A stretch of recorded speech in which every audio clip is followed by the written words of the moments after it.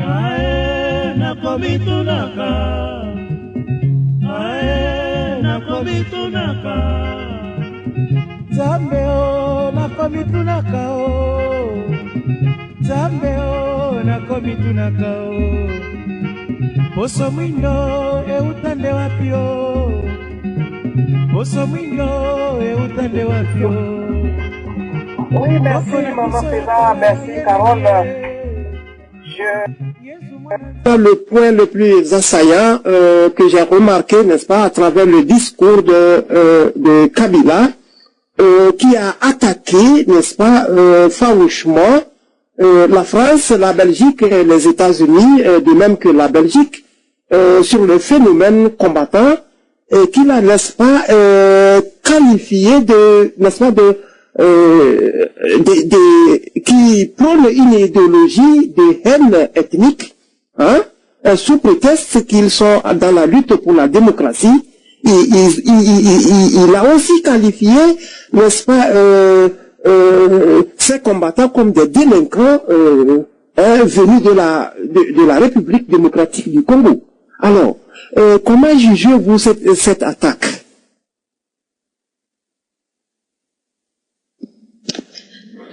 Shababa, c'est une bonne question et en même temps c'est une réalité. Nous qui sommes ici dans la diaspora et qui avons commencé ou peu importe suivi le mouvement de certains aînés qui ont déjà lutté dans cette diaspora avant nous et ça va continuer encore. C'est de qualifier cette diaspora, je parle pas de toute la diaspora, hein, je parle de cette diaspora qui est visible actuellement, qui est visible via leurs vidéos YouTube, etc. Enfin, qui passent dans des chaînes journalistiques soi-disant, hein, pour prôner la haine, les règlements de compte. C'est pas, je ne peux pas qualifier ça d'une diaspora digne. Nous sommes beaucoup, nous sommes des milliers dans cette diaspora et il y en a beaucoup et heureusement la majorité ne sont pas de ce même, je veux dire de cette catégorie-là, de cette diaspora visible, encore une fois visible. Pourquoi? Parce qu'ils se sont accaparés de certaines chaînes de prétendus journalistes interviewés par des prétendus journalistes. Je ne vais pas qualifier ça de journalistes. Voilà, ces journalistes sont aussi à condamner parce qu'ils interviewent ces gens-là pour se faire de l'audimat. Et comme vous savez bien, l'audimat c'est quoi en RDC? C'est tout ce qui est attrait à la musique, tout ce qui est attrait aux insultes, tout ce qui est attrait, voilà, le théâtre de chez nous, c'est ça qu'ils aiment voir les Congolais. Donc, quand il s'agit d'un discours intelligent, intéressant, ça ne les intéresse pas. Ou alors, voilà, on est pro-Kabila, ou on est contre lui, ou on n'est pas pour Tshisekedi, on est contre lui. Donc, on est limité qu'à ça aujourd'hui. Et je condamne vraiment fermement, comme Kabila l'a fait, ce genre de comportement dans la diaspora, ce qui est loin de soutenir un combat qui est pour la liberté, qui est pour tous nos morts, nos plus de 5, 6, 8 millions de morts, on ne sait plus aujourd'hui, mais c'est sûr, une chose est sûre, c'est qu'on a dépassé le cas de la Deuxième Guerre mondiale ou des deux guerres mondiales cumulées. En tant que décès, de massacres, de violations des droits de l'homme en RDC. Donc aujourd'hui, cette diaspora qui est visible ne nous fait pas une bonne publicité, elle nous humilie, au contraire. Ils sont là en train d'insulter, de critiquer, donc je ne comprends pas. Honnêtement, je ne comprends pas pourquoi ils ont ce plaisir-là à se manifester d'une façon aussi négative. Donc ça démontre encore le manque d'éducation, le manque de conscience, comme dit Feza, appuyer ce point-là, la conscience de la lutte que nous menons tous aujourd'hui en tant que Congolais pour la liberté. Si on aime ce pays un temps soit peu, on ne va pas aller s'afficher avec ce genre de comportement parce que c'est pas ça le Congo. Et nous ne voulons pas être comme ça. On ne veut pas être fichés comme ça, comme des délinquants, comme des terroristes, non, on n'est pas comme ça. Si on a un discours, moi je prône le discours, le dialogue. Si on a un dialogue, si on a un discours, si on a quelque chose à dire, on a tout à fait, comme vous voyez maintenant, cette diaspora visible, on a cette possibilité de le faire. Pourquoi on ne le fait pas? bon, là, on passe dans cette chaîne avec Mama Feza qui, pour moi, c'est la seule à laquelle j'adhère ou que je participe. Parce que les autres, celles qui sont mises en place ici dans la diaspora, je parle principalement en Europe, elles sont tenues soit par des anciens moboutistes ou des fanatiques du tribalisme. Donc, je ne peux même pas imaginer passer là-dedans parce qu'il n'y aura pas de dialogue. Vous comprenez? Donc cette partie-là qui est visible, qui fait partie, qui participe dans des émissions, dans des soi-disant débats, des questions de journalistes, n'est pas cette diaspora que tout le monde pense, que la communauté internationale, et peut imaginer. Mais ils le savent très bien d'ailleurs, la communauté internationale, qui sont ces individus-là. Donc Kabila, il parle de ce fait-là des combattants dans la diaspora qui sont nuisibles, et je suis d'accord avec lui. Pourquoi? Parce qu'ils nous font plus de mal que de bien. Même à nous qui sommes contre Kabila, ou qui sommes contre Tshisekedi, ou qui avons une opinion à dire, ou contre Kabila dans le sens où, contre certaines idées ou la façon dont la gouvernance est menée, nous avons aussi le droit de dire que nous ne sommes pas d'accord, sans pour autant insulter la personne ou l'individu, ou faire du fanatisme ou Donc, ce que Kabila a fait, c'est très bien. Pourquoi? Parce qu'il est temps maintenant que la communauté internationale prenne des mesures, et je le dis, je suis désolée pour certains de nos frères et sœurs, mais la communauté internationale est en devoir et dans l'obligation de prendre des mesures de sanctions vis-à-vis de ces personnes-là qui ne sont pas là pour lutter. C'est une façade, qui ne sont pas là pour lutter pour le pays, mais qui sont là pour leurs propres intérêts personnels, ou fanatisme, ou tribalisme, ou d'un parti, d'une mouvance, de quoi que ce soit. Donc la communauté internationale est en devoir. Et je dis, ça se passe comme ça partout. Quand on voit les États-Unis, avec le terrorisme, ils prennent des actions. Avec des gens qui cassent, ils prennent des sanctions. Il y a la justice. Alors pourquoi ces gens-là ne sont pas traînés en justice par rapport à leurs menaces de diffamation, de mensonges? Je le subis tous les jours. Mama Feza aussi, elle est là pour témoigner qu'elle subit ça tous les jours. Cette pression-là, ces insultes-là, cette diffamation, ce n'est pas ça le combat. On ne se lutte pas entre nous, on ne se fait pas du mal entre nous. Donc, je considère que ce discours est juste parce qu'il est temps d'arrêter ces individus, et je ne parle pas de la diaspora, je parle de certains individus. Donc, la justice, elle est là, à moins que l'ingérence occidentale aille jusqu'à ce point-là de manipuler ces gens-là pour pouvoir servir à une cause qui leur sont évidemment dans leur dessein à eux de l'opposition, de pouvoir renverser un gouvernement et de mettre un autre président. Je ne vois que ça, parce que je ne comprends pas pourquoi est-ce que ces personnes ont des autorisations en permanence de pouvoir manifester dans des villes sans aucune revendication. Je veux dire, on peut crier tout le temps, oui, nos morts, mais ils n'ont pas de revendication réelle. Ils n'ont pas de revendication réelle à part aller après faire la fête, boire ensemble, parce qu'ils ont envie de se voir. Mais il faut le dire, il faut condamner ce genre d'attitude-là. C'est pas bien. Ça nous salit, nous, dans la diaspora. Et après, on s'étonne que les gens se font rembarquer, que les contrôles de papier sont accentués sur des gens qui n'ont absolument rien fait. Et la plupart du temps, ces gens qui vont dans qui sont dans cette diaspora, qui vont manifester et qui commettent des fautes, qui commettent des actes illégaux, ont des nationalités étrangères. Sinon, ils ne se permettraient pas dans la rue comme ça d'aller. Donc, je comprends le discours de Kabila. Je comprends. Et ces gens-là ont des papiers ou des doubles nationalité française ou belge ou allemande, et se permettent de faire des choses parce qu'ils savent que la loi ici, ils vont pas leur envoyer, ils ont des papiers.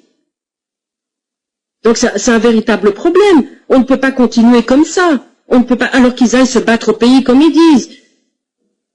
Nous sommes ici dans des pays démocratiques, entre guillemets. Bon, tout le monde a droit à la parole. On ne va pas, comme certains disent, la peur a changé de camp. Je dis non, la peur, elle va changer de camp maintenant. La peur va venir aussi dans la communauté congolaise au niveau européen, au niveau étranger. Pourquoi? À cause de quelques personnes qui sont là manipulées et qui nous font porter des images tout à fait dégradantes du pays. On n'est pas comme ça. La majorité des Congolais ne sont pas comme ça. Il y a des gens respectables, il y a des gens bien. Il y a des gens qui ont fait des études, il y a des gens qui ont leur famille ici. Maintenant, on va être diabolisé par les gens parce que certains individus sont sans aucune impunité, se permettent des choses qui sont tout à fait condamnables. Donc, je suis d'accord avec Kabila que ces gens-là, il faut arrêter ces mouvements-là, des mouvements politiques ici qui sont en train de faire du terrorisme, ce sont des actes de terrorisme, d'intimidation, et moi je ne suis pas pour ça. Quand on parle de démocratie, de liberté, c'est pas pour, comme Tshisekedi a dit, allez me le chercher, et voilà, vous me le ligotez, vous me la... Non, c'est pas comme ça. Mais non, c'est pas comme ça. Donc il faut, ces histoires-là, nous on n'en veut plus. On n'en veut pas de ces histoires-là. Donc on tient à notre réputation. Si moi je dis aujourd'hui que je suis congolaise, je l'affirme et je le confirme et je me bats pour se faire respecter aujourd'hui. Même mes enfants. Je leur dis, vous êtes d'origine congolaise, soyez fiers de ça. Et quand ils voient des Congolais faire des histoires comme ils font, là, mais c'est une honte. C'est une honte. Et il faut le dire, finalement, je suis furieuse par rapport à ce phénomène-là aujourd'hui, parce que je subis ça tous les jours aussi. Et quelque part, moi, le fait que je sois métisse, peut-être qu'ils n'osent pas plus s'ingérer ou comme m'insulter, mais je sais qu'il y en a beaucoup dans notre communauté qui souffrent parce qu'ils subissent ça, c'est grave. Ils n'osent même plus sortir de chez eux. En fait, à propos des combattants, Joseph Kabila soulève l'attitude des combattants. Je fus combattante, je suis combattante, parce que je combats. Je combats le viol fait à la femme. La preuve, Africa World a des dossiers à traiter, à sensibiliser pour le cas des femmes violées à Walungu, à Kabare et à Calais. Chababa est témoin, il a ce dossier-là. Je combats, je suis combattant. Je milite contre tous ceux qui discriminent la femme et je milite contre tous ceux qui veulent déstabiliser notre parti, la RDC. Le mot combattant a été confondu avec les adeptes ou les partisans politiques de UDPS. Historiquement parlant, une femme m'avait un jour soufflété à l'oreille, mais Mama Feza, les combattants, ces mots-là, ce sont le genre de UDPS. Vous ne les savez pas? Je dis à cette femme, je dis quoi? Non, les combattants, c'est la diaspora qui combat contre tout ce qui se passe dans son pays, contre toute injustice, et tout ça, massacre et tout, sont des combattants. Elle a dit non! Ceux qui normalement militaient ici dans la diaspora, c'était des patriotes résistants. Ils résistaient. Mais quand on a vu le nom combattant, c'est plus les éléments de UDPS, les fanatiques de UDPS et de Tshisekedi, qui se sont introduits dans tous ces combats qu'il y avait ici, et c'est eux qui ont rallumé le feu là des combattants. Et la dame m'a dit, si tu repenses encore, regarde en 2011 ce qu'on avait fait de toi. Mais ce sont en grande majorité les supporters de Tshisekedi qui ont allumé ce feu-là contre toi parce que tu ne voulais pas de Tshisekedi. J'ai dit, ah bon? Mais, excuse-moi. Carole, je me suis dit, mais non, écoutez, les combattants, j'avais une mauvaise image de ces noms-là. En fait, pas une mauvaise image, mais j'avais une certaine méconnaissance de cette appellation-là. Eh bien, elle me dira que, historiquement parlant, le mot combattant résonne plus à Kinshasa, parce que c'était des militants de l'UDPS qui s'opposent à la dictature de Mobutu. Eh bien, ces éléments-là sont prêts à tout. Et alors, ce sont eux maintenant que tout ce qu'elle s'est dit prêt pour les élections, ben, ils se sont réveillés. Et quand toi tu dis tu ne veux pas d'élus, eh bien tu auras affaire avec ces gens-là. J'ai dit, ah bon? Bon, en fait, ça c'est une parenthèse que j'avais ouverte. En fait, je vais dire ceci. Joseph Kabila, il soulève le mot sur l'extrémisme. Il dit que ce sont des extrémistes. Et ils ont dit par là que c'est étonnant que eux, les Occidentaux, ils sont contre les extrémistes, mais ils côtoient et ils cautionnent l'extrémisme qu'emploient les combattants. En fait, Carole, lorsque tu dis, même moi aussi j'en ai subi, ce sont des choses que moi je ne dis pas. Et c'est là où je dis, ils parlent de la conscience, mais en fait ils ne connaissent pas sa conscience. Moi, Maman Feza, j'étais une femme qui s'était mise debout pour conscientiser les Congolais sur l'éveil patriotique. Je me limitais dans l'histoire. Je voulais les aider à comprendre le vrai problème de notre pays. En fait, je partais au-delà, hein, je vais dire au-delà de l'individu Kabila. Je voulais qu'il voie le vrai problème du Congo. J'avais compris que tout le monde prêchait la haine. Et alors, avec la haine, on va s'entretuer, comme dit Martin Luther. Hein? On va s'entretuer comme des idiots. Le moyen de s'en sortir, c'est l'amour. Mais si tu prêches l'amour chez les Congolais, on va dire, voilà quelqu'un qui vient encore nous endormir. Non, l'amour, c'est encore trop fort. Moi, je dis, c'est la prise de conscience. Connaissance plus ou moins claire de ce dont il s'agit.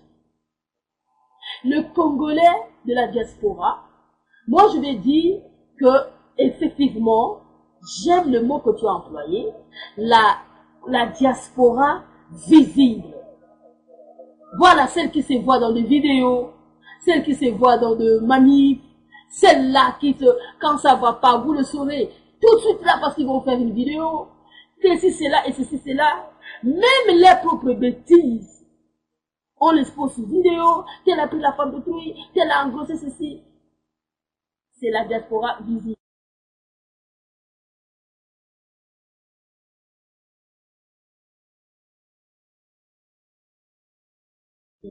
Que Carole a soulevé.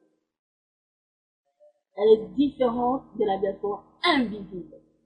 Carole Chababa, moi j'ai eu à les rencontrer. Quelle diaspora invisible? C'est celle-là qui ne veut pas dire, peut-être parce que ce sont que la diaspora est mise en otage. Elle a peur de représailles. Elle a peur de se prononcer. Partons de la conscience pour le changement. Partons de vouloir un état de droit dans notre pays. Et cette diaspora que Joseph Kabila qualifie de extrémiste, il a parlé comme ça, vaguement. Mais c'est nous qui doit parler. C'est la diaspora en général qui doit hausser la voix et commencer à parler. Chaque personne menacée a sa famille derrière. Chaque femme menacée a sa famille derrière. Moi, j'en ai subi, moi. J'ai entendu des choses qui ne méritent même pas d'être dites sur les médias. Tout simplement parce que j'ai donné mon opinion. Il a fallu qu'on me la fasse taire en me diffamant. C'est cette diaspora qui condamne Joseph Kabila. Lui, il le dit, mais il a sa sécurité. On le poursuit partout. On croit que l'Occident va le laisser placer, voici sa chambre, entrez-y, tuez-le. Laissez la sécurité qu'on met tout autour de lui. Cette diaspora qui brandit sa force et son courage, dit je vais l'affronter. Mais qui regarde les autres pays d'Afrique qui militent aussi pour leur cas. Aucun de la diaspora rwandaise, de la race ou de la communauté Hutu ne s'assassinera de dire je vais courir vers Kagame, qu'il est venu ici, on va lui faire le lumbe-lumbe. Mais non, c'est un homme qui est sécurisé. Moi j'appelle ça même c'est du suicide. Ils vont aller faire mal à Kagame là où Kagame n'aime pas. Ils vont faire tout pour faire attendre leur voix auprès des institutions ou des instances internationales. C'est là où ça va faire mal à Kagame. Ils vont pas aller l'attendre devant son hôtel quand même tout de même, c'est pas sérieux. C'est pas de la classe. Parce que venir ici devant son hôtel. Non mais vous cherchez qu'on vous donne l'argent ou quoi? Parce que franchement, Carole, que tu sois présidente aujourd'hui, ta chambre là où tu dors, mais tu es sécurisée là. Essaye de t'approcher par la force, on peut te tirer. Et si tu meurs, tu dis je meurs pour le Congo. Non, je meurs pour ma bêtise, mes propres bêtises. Je mal employé les armes de mon combat. Il faut que les Congolais qui veulent militer pour leur pays fassent une étude approfondie sur des luttes dans le monde. Ils doivent savoir. S'ils n'ont pas même la culture politique par les gens, ils doivent aussi essayer aussi de se doter de cette culture de la résistance et du combat. Et ils doivent savoir de ce quoi il s'agit.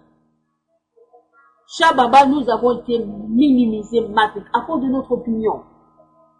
Et alors, ce qui me choque, Les mêmes éléments qui ont été là à la base de vous diffamer, de vous traiter de tous les noms, ils sont là, ils devaient des donneurs de leçons et dire que nous militons pour la patrie. Mais excusez-moi, ce sont le massacreur de Lulumbiste version 2. Ce sont ces éléments-là, le volume 2. Parce que notre histoire a débuté par les massacres des nationalistes. Et ça continue le même combat, les mêmes causes, produisent les mêmes effets. Mais moi j'ai pris Dieu, j'ai dit Seigneur, si je suis coupable, c'est mieux que toi tu me prennes. Mais ne me livre pas vraiment de ces combattants, de ces éléments qui n'ont aucune maîtrise. Parce que moi je dis, quand je dis ça, je ne généralise pas. Quand je dis ça, j'indexe simplement une catégorie. Dans le période des élections, je l'avais dit, hein, j'ai été interviewé là chez les amis de Weti, j'ai dit c'est une catégorie. Parce que je connais les combattants, que moi j'ai de bonnes relations avec eux. On s'est dit aussi des choses, mais on se respecte. Moi je suis d'accord qu'un combattant se lève pour dire non à la balkanisation de notre pays, non au massacre du peuple congolais. Je vais lui serrer ma main. Mais je suis contre ces combattants qui se met devant, insulter une femme, menacer une femme. Non mais excusez-moi, même les défauts, les fautes sont publiques. C'est ça ce qui est grave. Les gens ont suivi 2 hommes ou 3 hommes faire une vidéo, comme pour me dire, toi là maman fais ça, on va aller te tabasser. On sait là où tu habites. Et en vidéo, l'archive est restée. On a ces archives. Bon, devant le tribunal, ils vont reprocher quoi? Ils vont dire quoi? Maman fait ça collabo en Allemagne? Est-ce que tu me connais en Allemagne? Tu sais ce que je représente en Allemagne pour que je sois collabo? On sait que tu as une petite fille. Ah. Et vous voulez quoi? Que j'aille peur avec ma petite fille? Voilà ce que Joseph Kabila a osé dire actuellement. Et nous disons, si nous n'avons pas vécu ce menace de ce combattant, nous allons dire d'accord. Joseph Kabila, s'il te plaît, tu tapes le côté là. Mais puisque nous l'avons vécu, Carole l'a subi, des injures, des diffamations, de gens qui vous insultent devant la face de tout le monde, qui vous écrasent comme si vous nous valez rien. Et se prétendre être combattant. Ils se prétendent lutter pour la patrie. Excusez-moi. Que Dieu nous fasse grâce. Moi, j'ai dit Shababa. Vous-même, vous avez assisté à certaines confrontations sur cette radio, où parfois, il y a l'exclu, c'est-à-dire les opinions des gens sont exclues. Actuellement, nous assistons à des conclaves, à des fomodiaques. Là, je dis, ce sont quelques patriotes, compatriotes, qui disent qu'ils vont rassembler les combattants, tout ça. Là, moi, je dis, bon, d'accord, chacun prend sa couleur. Parce que cette fois-ci, il faut que chacun prenne sa couleur. Et les revendications mettent sur table. On va aller jusqu'au bout. Donc, moi je vais dire, Joseph Kabila a soulevé ça un peu tard. Et voilà. Donc, pour moi, il a soulevé ça un peu tard parce qu'il aurait pu le faire depuis longtemps. Vraiment, il a mis trop du temps parce que ces gens aussi hein, sont poursuivis partout. D'une manière, il n'y a pas possible là. Hein? Donc, il a dit ça un peu tard, parce que même le papi Tamba, excusez-moi le Congolais, le peuple congolais, non, excusez-moi, il ne s'agit pas d'insulter cet homme-là, il s'agit d'argumenter face à lui, parce que lui, il donne des arguments pour vous l'insulter. Et les éléments qui insultent comme ça, trop souvent, vous allez voir que ils ont un mauvais, c'est-à-dire, ils ont un mauvais, c'est-à-dire, ils sont en manque d'arguments, et parfois ils ont un faux profil sur leur personne. Et peut-être que ce sont les mêmes personnes qui vont aller consulter cet homme-là en privé et pouvoir se chercher du boulot au Congo. Nous, on connaît des choses. Il y a de ces combattants qui sont aussi listés, de ces combattants qui réclament l'argent des hommes de Kabila. On connaît ça, mais on rit. On n'est pas là pour faire une vidéo. Voilà, on nous a dit tel. Ils réclament de l'argent et tout ça là. Les gens qui sont là tel, on les dit pas. Parce que c'est pas notre combat. Alors, Shababa, excusez-moi, je vais m'arrêter là. Mais en attendant, parce qu'on ne vous attend pas, le micro est chez moi, ça sert à rien de vous... Moi, je vais dire, comme a écrit Carole, maman fait ça, je vois qu'elle se découle. Oui, Carole, c'est vrai que ça fait très mal. Hein. Ça fait très mal parce que la conscience qu'on prône, apparemment, ils ont encore besoin de la conscience. Et moi, je dis, s'il parle de cette catégorie-là, qui menace, qui injurie, qui diffame, qui intimide, il a tout à fait raison. Mais je ne pense pas que la communauté internationale voudrait faire politique avec ces éléments-là. Je ne pense pas. Ils sont la diaspora visible, mais que cette diaspora qui est visible, nous le disons aujourd'hui, faites très attention de la diaspora invisible. Très attention de la diaspora invisible et qui sont encore très bien structurés. Il ne s'agit pas de la quantité, il s'agit de la qualité. Et c'est ça, c'est que se bat maintenant cette diaspora invisible qui va surprendre celle-là qui est visible. Et moi, je dis c'est très dangereux d'ailleurs, lorsqu'on fait un combat trop populaire, mais on ne se rend pas compte que ceux-là qui se cachent avancent tout doucement jusqu'à leur surprendre. Et moi, je trouve qu'il faut qu'on fasse la part des choses. Nous avons toujours, et ce n'est un secret pour personne, condamné les violences de combattants. Nous condamnons les méthodes. C'est-à-dire, on n'est pas là pour dire combattants, arrêtez, ne vous en prenez pas à Kabila. Non! Ils ont fait leur choix, Kabila dégage, et bien qu'ils militent jusqu'à ce que Kabila dégage. Mais, ce que nous avons toujours eu à condamner, c'est les méthodes de violence appliquées contre leurs propres frères. Vous êtes un peuple agressé, vous êtes minimisé, on veut balkaniser votre pays depuis la nuit des temps d'ailleurs, ça ne date pas d'aujourd'hui. Mobutu l'avait dit, le Congo restera un et indivisible, c'est qu'il a vécu le menace de la balkanisation. Lumumba l'a dit, la Belgique veut balkaniser le Congo dans les temps, il a fait l'erreur de dire balkaniser. Moi j'ai écouté cette vidéo-là. Belgique veut balkaniser le Congo. Dans le temps, ils ont affronté cette menace-là. Joseph Kabila, il est là. Il a affronté aussi. On a dit c'est lui qui veut matérialiser. Bon, alors il en a pris du temps, celui-là, pour matérialiser la balkanisation, alors. Ou alors le peuple congolais a tellement crié fort que bon, la communauté a eu peur et on n'a pas balkanisé le Congo. Mais maintenant, on a infiltré. Donc moi, j'ai dit simplement, il a raison. Quand il s'agit de violence, il faut se le dire, il n'y a pas si longtemps que ça, hein, les gens qui ont fait des interviews, on les a menacés là. On a menacé une femme, on a menacé César Ngadi, on a menacé. Mais nous sommes en Occident, nous sommes dans la diaspora, les pays des droits. Pourquoi menacer ton frère parce qu'il a fait l'interview à ça? Même l'interview vidéo, on est en train de se faire tout un problème. Ah mais non, mais il faut qu'on puisse développer notre façon d'analyser les choses. Et les mots collabo, en fait, c'est une forme d'intimidation. On veut vous dire, choisis notre camp. Si tu ne le choisis pas, collabo. Alors, moi je suis collabo. Toi tu soutiens qui et c'est cette personne que tu soutiens là soutient qui? Si il se trouve dans les M23, dans les RCD Goma, j'ai dit oh, arrêtons-nous là, on a compris le jeu. Chacun pour soi, et alors, ça là, comme nous ne sommes pas dedans dans les Mutuna, c'est-à-dire chacun avec son homme, chacun avec son leader, et chaque leader, hein, cela profite même, cela prostitue aussi même chez le Rwandais, tout à chasser un autre Rwandais, je me dis, l'affaire est déjà connue, faut qu'on sorte de la haine, ça nous détruit. Défendons la bonne cause, et Dieu va bénir notre combat. Parce que si c'est la mauvaise cause, mauvaise intention, Dieu va nous résister. Faites votre résistance, mais Dieu aussi vous résiste dans l'invisible. Et c'est ça, ce qui devient notre force. Que non, on est dans le bon chemin.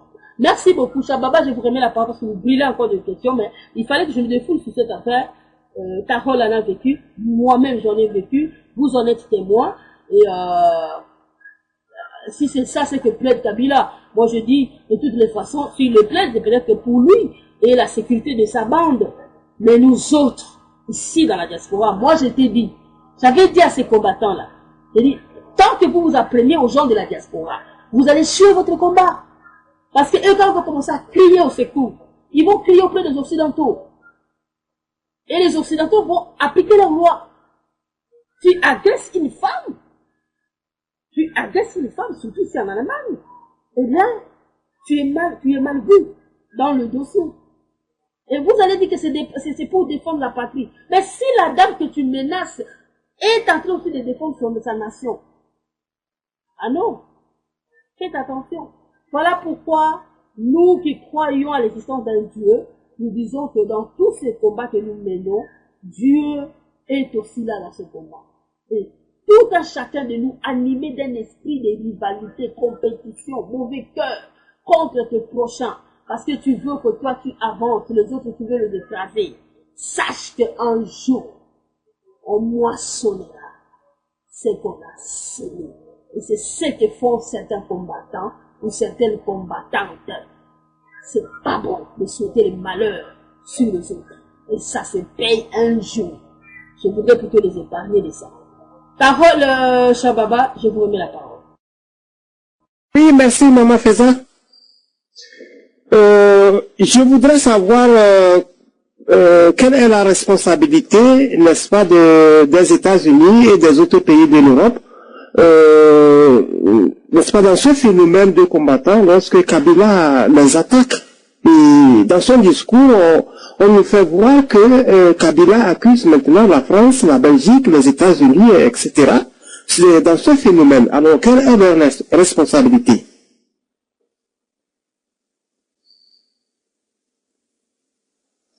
Oui,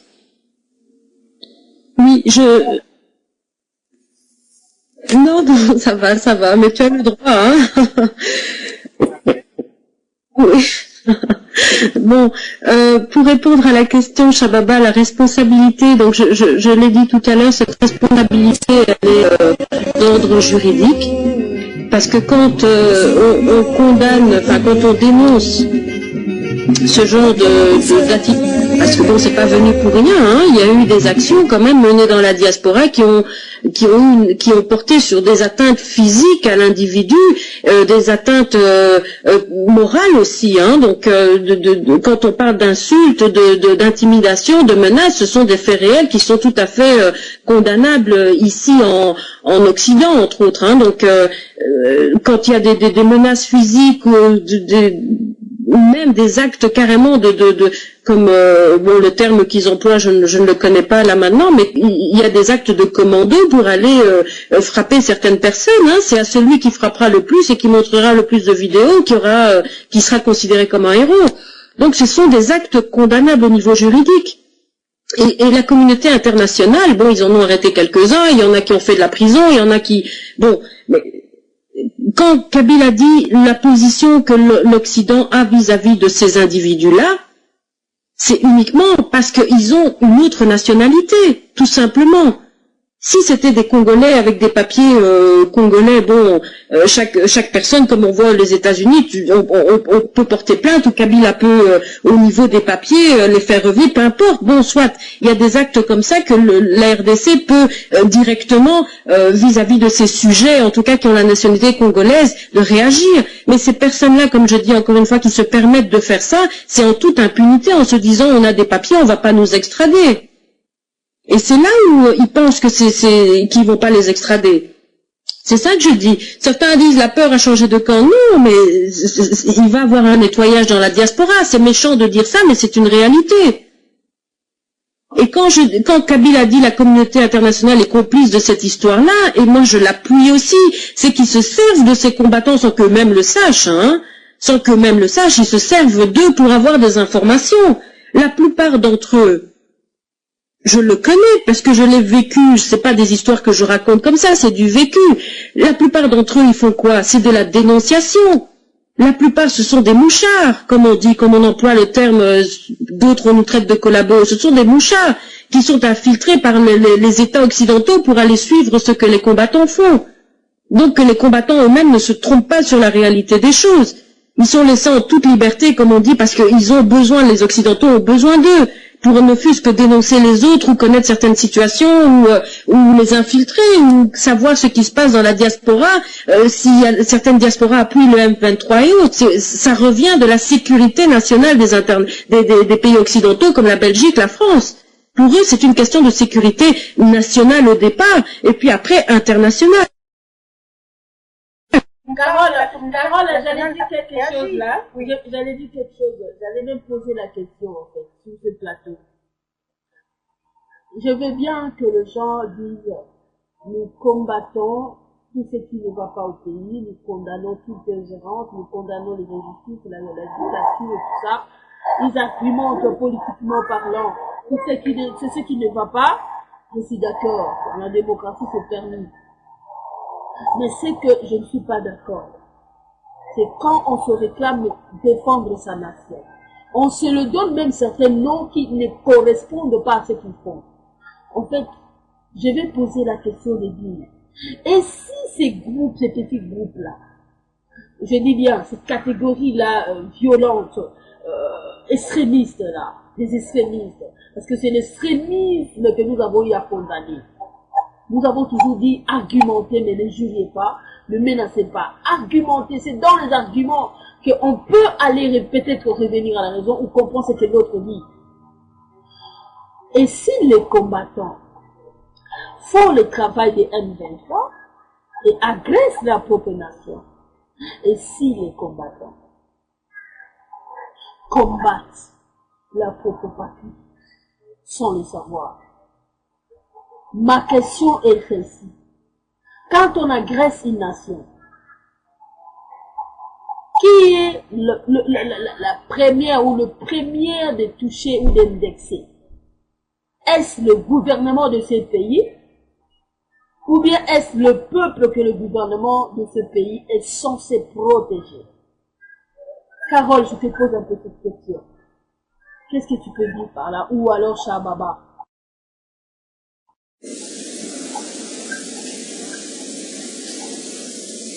Oui, Feza, tu peux répéter ta question? Parce qu'à la fin, j'ai pas entendu. Et si les combattants combattaient plutôt contre leur pays, sans le savoir? Parce que quand on agresse une nation, on l'agresse comment? On affronte qui? N'est-ce pas son armée? N'est-ce pas son gouvernement? Et, ou bien, c'est quand on agresse, on s'attaque au peuple, que le gouvernement a le devoir de protéger, de garantir la sécurité. C'est ça ma question que je vais poser. Et si les combattants, là je me la pose, et si les combattants combattaient plutôt contre leur nation? Là on attaque, là on renexpulse. Là, on fait ceci. Hop, boum, on va aller bombarder l'ambassade. Oh! Mais nous sommes agressés. Vous venez encore nous m'attaquer. Mais comment je vais défendre au lieu de m'appuyer? Cherchez même le dialogue. Qu'est-ce qui se passe? Dites-nous. On veut savoir pourquoi, qu'est-ce qui se passe? Et que votre ambassade vous expose le dossier? Non. On attaque là-bas, on bombarde à l'est et là-bas, ici, on bombarde à l'ambassade. Excusez-moi, sans le savoir, et si les combattants combattaient contre notre pays, ce qui affaiblit en même temps cette nation qui veut se relever. Moi, je vous pose cette question. Et si elle combattait? Voilà, c'est juste ça, je me la pose. Et je vous le pose. Feza, j'en ai parlé, j'ai soulevé ce point-là quand Shababa a posé la question au niveau de l'insécurité du pays, si elle est toujours existante. Et j'ai parlé de cette opposition justement qui est parce que soyons clairs, c'est pas un gouvernement en place qui va procéder pendant des années à son propre chaos en incitant elle-même des guerres contre elle-même. Donc c'est pas cohérent, sauf si elle arrive vers sa fin qu'elle peut créer des mouvements, mais tant qu'elle est au pouvoir ou ne fût-ce que au début de son pouvoir, c'est pas elle qui va créer ces situations-là.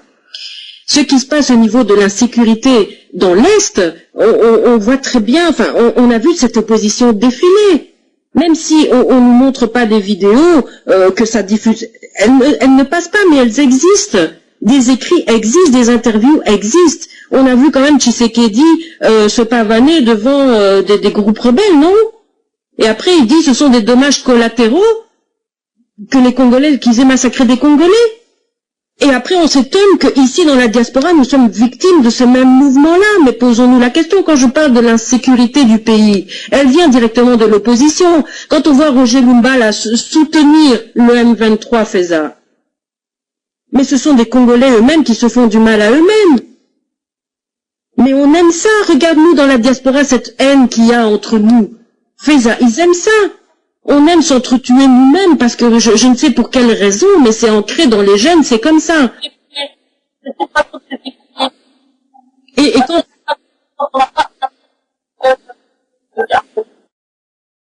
Moi, je trouve que c'est une façon de se défouler. On se défoule face à notre faiblesse. Mais c'est pas faire face au gros combat qui est là. On se défoule face à nous-mêmes. Voilà, bah oui, ça dit que bon, parce que je n'arrive pas à vaincre ça, je vais me défouler sur Carole Allen, parce que je suis jalouse de Carole. Allez, Carole collabo, Carole, Carole, tout ça là. C'est ça. Les ennemis de la nation africaine me disent, voilà, dis-vous défouler. Vous m'entendez, le micro, je sais pas si... Oui? Ok. On voit ce phénomène déjà ancré au sein d'une propre famille, où le mari tape sa femme, le mari tape ses enfants, les enfants sont éduqués à coups de baguette. Donc, quand il y a cette violence qui sort à l'extérieur de la famille, le Congolais n'a pas le courage encore de la lutte, n'a pas le courage de se lever pour lutter contre sa propre survie. Elle va s'en prendre à qui? C'est plus facile de s'en prendre à ses propres frères et sœurs. C'est un défoulement d'une frustration qui remonte à des séquelles de l'esclavage et de bien longtemps. C'est un défoulement face à son propre miroir. Ça commence dans la famille.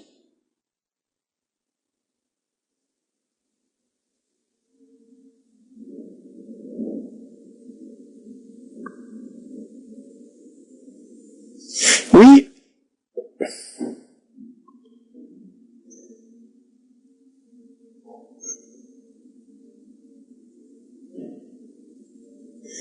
Je pense que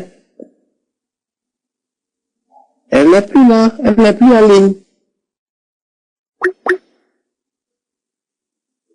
Ah oui, voilà. Est-ce qu'on peut continuer, Mme Feza? Oui, je pense que... Oui, je suis là, ça va, ça a été coupé, je suis désolée, à tout de suite. Bon.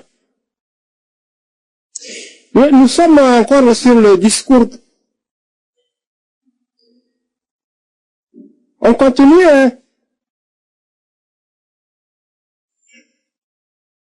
Et je pense que la question a été répondue. Nous sommes encore sur le discours de Kabila et il a soulevé le problème de, n'est-ce pas, l'expulsion des Congolais qui vivent au Congo-Brazza et n'est-ce pas, il nous a proposé quelque chose, il nous a fait voir que prochainement il y aura une commission mixte de la République démocratique du Congo et du Congo-Brazza. Est-ce que vous avez des renseignements?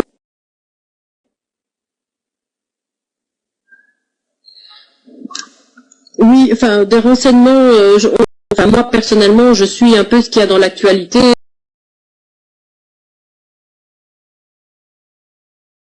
Je parle un petit peu.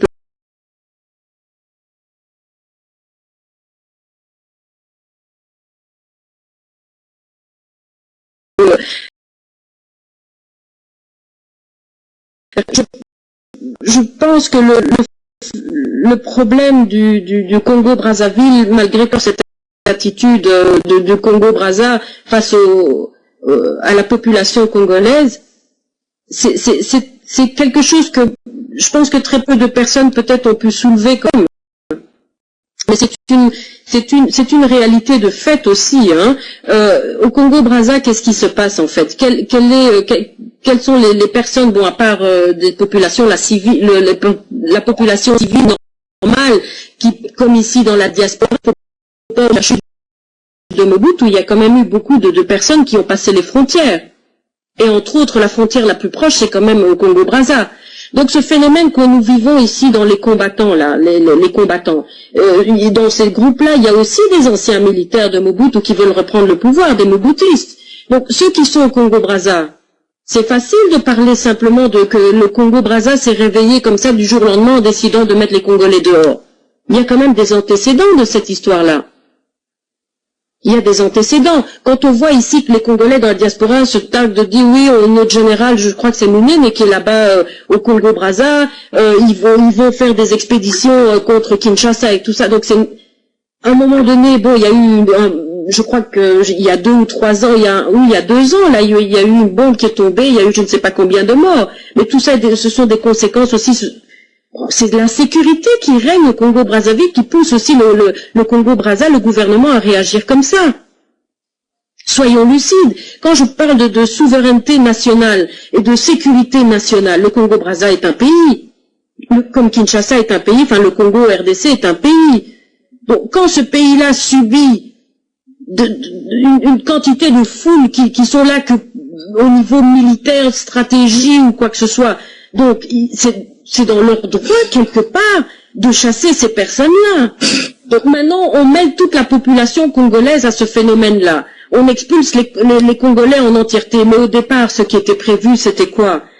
En tout cas, d'après, ça c'est mon opinion à moi, bon, qui est quand même confirmée par des dessous de table. Au départ, c'est pour chasser ces personnes-là, ces ex-moboutistes qui sont là pour porter un coup d'État à Kinshasa. On a eu des cas il n'y a pas longtemps quand même.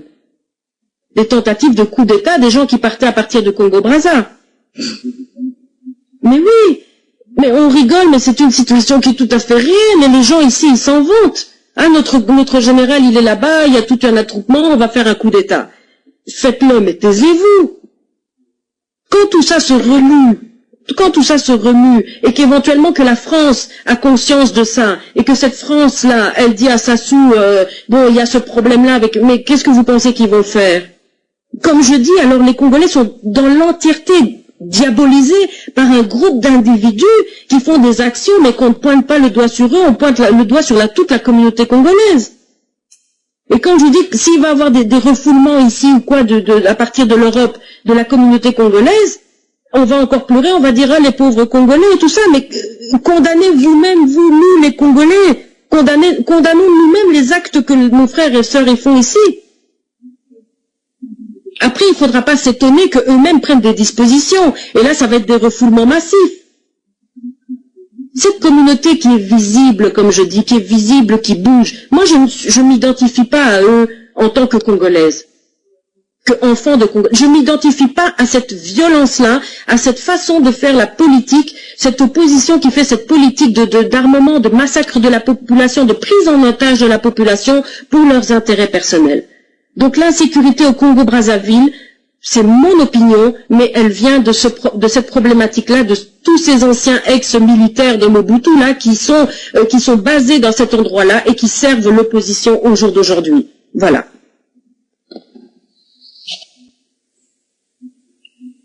Est-ce que je peux avoir la parole? Oui, Shababa, moi j'ai fini, merci. Oui, merci. Je crois que le temps est en ligne. Maman Pesa, est-ce que le temps peut prendre la parole?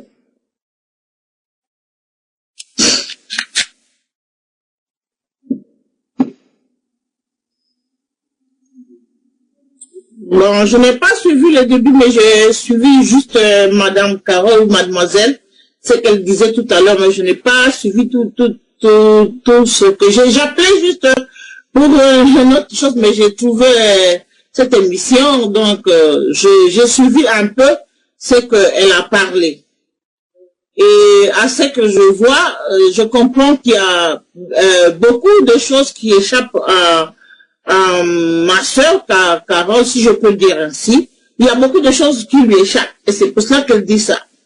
La société congolaise ou le peuple congolais, ils n'ont pas, ce n'est pas que le peuple congolais connaît la violence. Le peuple congolais n'est pas violent. Si le peuple congolais était violent, le monde entier serait en sang et en cendre aujourd'hui. Parce que les Congolais ne savent pas, le Congolais est en train de vouloir apprendre comment se battre. Non. Comment combattre, comment se battre, comment s'en sortir. Parce que c'est une notion qui n'a jamais eu au départ. Le Congolais depuis beaucoup de siècles, ne s'est jamais battu contre son agresseur ou son oppresseur. Le Congolais a toujours été victime. Parce que même quand les gens qui sont venus, ils ont tout changé au Congo, les colonisateurs qui sont venus dans notre pays, ils ont eu des accords avec ceux qui ne connaissaient pas leur intérêt, les intérêts qui amenaient ces gens-là. Ils ont semblé avoir ces gens comme amis, mais ces gens n'ont pas fait, ont changé. Parce que ce qu'ils ont fait à la suite, c'était prendre ces gens-là en otage et exterminer de la population congolaise. Et tuer le Congolais, prendre les ressources congolaises. Et jusqu'à nos jours, Congo n'a jamais été libre. Pendant que nous parlons, nous ne sommes pas un peuple libre. Nous ne sommes pas souverains. Et moi, je sais pourquoi. Si aujourd'hui, tous les pays du monde veulent prendre les Congolais et les expulser massivement, ce n'est pas seulement parce que les Congolais sont allés là-bas dans leur pays pour faire du mal, pour tuer. Il n'y a pas de Congolais qui ont déjà pris une bombe pour tuer quelqu'un. Peut-être quelques personnes prennent certaines choses dans les champs ou quoi, mais il y a pas de Congolais qui se sont déjà armés massivement pour aller tuer quelque part. À ce que je sache, non. De deux, si les Congolais aujourd'hui, on veut à tout prix les neutraliser pour l'action qu'il est en train de prendre, il est en train de prendre conscience de son identité. Il n'a pas encore maîtrisé son identité, parce que quand les Congolais connaîtront son identité, ils vont maîtriser ça, et les Congolais vont se battre intelligemment. Moi, je suis d'accord avec toi pour un point. Il ne faut pas se battre aveuglément comme le Congolais est en train de faire. C'est normal, parce que c'est l'apprentissage de tout ce qu'on nous a versé dessus. Chez nous, il y a un adage qui dit, la faim fait apprendre quelqu'un à manger. Et c'est comme ça, à cause de la faim aujourd'hui, à cause de la misère et de la souffrance que le Congolais, quand on pose aux Congolais, il apprend à se battre. Et à se battre n'importe comment, parce que c'est quelque chose qu'il ne connaissait pas au départ. Maintenant, pourquoi on ne veut à tout prix maîtriser les Congolais partout dans le monde? C'est parce que le monde aujourd'hui, il vit des ressources des Congolais. Si les Congolais comprennent, ils reprennent la situation. Vous savez combien de pays qui doivent aux Congolais, qui doivent rémunérer les Congolais sur les ressources, en ressources humaines, combien de personnes ils ont tuées, en ressources minières, combien ils ont volé? Combien? Le monde entier doit aux Congolais. Et c'est ça le problème du Congolais. Ce n'est pas parce que les Congolais, ils ont tué par quelque part, ils ont dévalisé des banques où ils ont, non. Si quelqu'un n'a pas suffisamment quelque chose, parce que là où nous vivons en Asie, on est toujours des esclaves des endroits où nous vivons. Parce que nous sommes, tout ce que nous avons comme subside, c'est juste quelque chose à l'intérêt de celui qui nous a reçus. Parce que quand je paye la maison ne m'appartient pas. La maison reste là-bas. Si je travaille, on prend les taxes ou tout ça. Ce n'est pas à mon intérêt, ça revient à l'intérêt de ce pays qui m'a reçu. Si je vais, tout ce que je vais faire, de l'argent, un minimum, juste pour payer, peut-être ma rente, pour payer à manger, et pour faire tout le reste, et je ne peux pas faire au-delà de ce qu'on me donne. Et le grand problème que moi, j'aimerais, et c'est la raison pour laquelle je vais circuler ces derniers temps, pour dire aux Congolais qu'on se batte intelligemment, c'est-à-dire qu'on apprenne ce qui a fait de notre bourreau aujourd'hui ce qu'il est. Notre bourreau, il n'est pas seul. Ce n'est pas un seul groupe. C'est tous les hommes qui exploitent le Congo, les hommes et les femmes qui exploitent le Congo, qui est notre bourreau. Et nous devons apprendre, parce qu'aujourd'hui c'est un monde de la technologie et de la science. Si nous ne parvenons pas à ça, parce que s'ils font des drones aujourd'hui, les matières viennent du Congo. Tous ceux qui font des bombes, tous ceux qui font tout, ça vient du Congo. Et si nous voulons nous battre intelligemment, c'est d'entrer en profondeur dans tout ce qui va nous permettre d'abord de gérer nos propres biens. Parce que si nous ne pouvons pas gérer nos propres biens, nous ne pourrons rien. Nous resterons, c'est que nous sommes en train de, c'est ce qu'on est en train de parler du Congolais qui est mauvais, qui est ceci, mais le Congolais n'est pas mauvais en soi. Je ne dis pas que mes frères, il n'y a pas des endroits où ils habitent. Parce que ce qu'ils ont appris, c'est quoi? C'est avoir, acheter des habits qui coûtent cher, avoir des femmes, où ils vont aller boire. Mais s'ils vont apprendre autre chose que d'avoir l'amour de leur nation, qui sont en train d'acquérir maintenant, parce que je vois les Congolais venir dans l'amour de sa nation. Je vois les Congolais grandir. Mais, à un temps, les choses vont changer. Et c'est ça, l'ami. C'est pour cela qu'on est en train de nous massacrer massivement. Dans quelle presse du monde vous avez déjà vu, on passe tout ce qui se passe au Congo. S'il y a seulement un enfant qui tombe dans un pont ici, on va le parler dans le monde entier. Mais pour les Congolais, les massives personnes, l'enfant qu'on a brûlé, on peut chasser les Congolais, comme vous disiez, Brazzaville, c'est son droit de refouler les gens qui ne sont pas à lui dans son pays. Mais ce n'est pas son droit de brûler les enfants vifs. Est-ce que le Congolais fait partie des mondes de ce qu'on appelle le droit de l'homme? Nous, on ne fait pas partie des droits de l'homme. Nous, même les droits des animaux existent. Les droits des chiens existent. Les droits des poulets existent. Pas des Congolais. Ce que moi j'aimerais ici, c'est vous dire que le Congolais est en train de se réveiller. Le Congolais n'est pas un peuple qui va pas atteindre un jour le niveau de récupérer son pays. Un jour, le Congolais récupérera son pays. Il n'y a pas un gouvernement au Congo. Un gouvernement où on tue les femmes tous les jours. Moi, je peux vous balancer même une photo. D'ailleurs, elle a ça, en Afrique. Elle a ça. Un enfant de 5 ans qu'on a pris il y a 2 mois seulement, on a torturé 5 ans. On a torturé et on a tué. Qu'est-ce qu'un enfant de 5 ans sait? Ou qu'on les tue, on les torture. Il n'y a pas d'enquête, il n'y a rien. L'enfant est mort pour rien. Ça, c'est pour ma petite fille. Mais les autres enfants qu'on tue tous les jours au Congo, hein? Tout ce qu'on a prétendu tuer récemment ici, Koulouna. On n'a jamais eu de Koulouna au Congo. Ça, c'est quelque chose que le gouvernement de Kabila a fabriqué pour dire maintenant que il y a Koulouna. Et on n'a jamais entendu ce nom-là de Koulouna. C'est eux qui ont fabriqué ça. Ils ont voulu utiliser, déstabiliser la population par les jeunes gens qui sont dans le désœuvrement. Les Congolais n'ont pas de salaire. Les Congolais n'ont jamais travaillé depuis, ils n'ont pas de salaire, ils ne travaillent pas. Les femmes qui vont un peu se débrouiller dans les marchés, c'est eux qui font vivre leur famille. Est-ce que l'homme congolais, il n'a rien pour lui? Et les enfants sont dans la rue. Est-ce que les parents acceptent maintenant? J'ai vu un autre élément des internautes qui sont en train de parler. Les filles là-bas ont commencé à se prostituer. Mais moi, je n'ai pas connu la prostitution. Je n'ai pas connu la prostitution. Mais aujourd'hui, là, les filles se prostituent parce qu'il n'y a pas. Elles n'étudient pas. Elles n'ont rien à manger non plus. Les parents n'ont pas de salaire.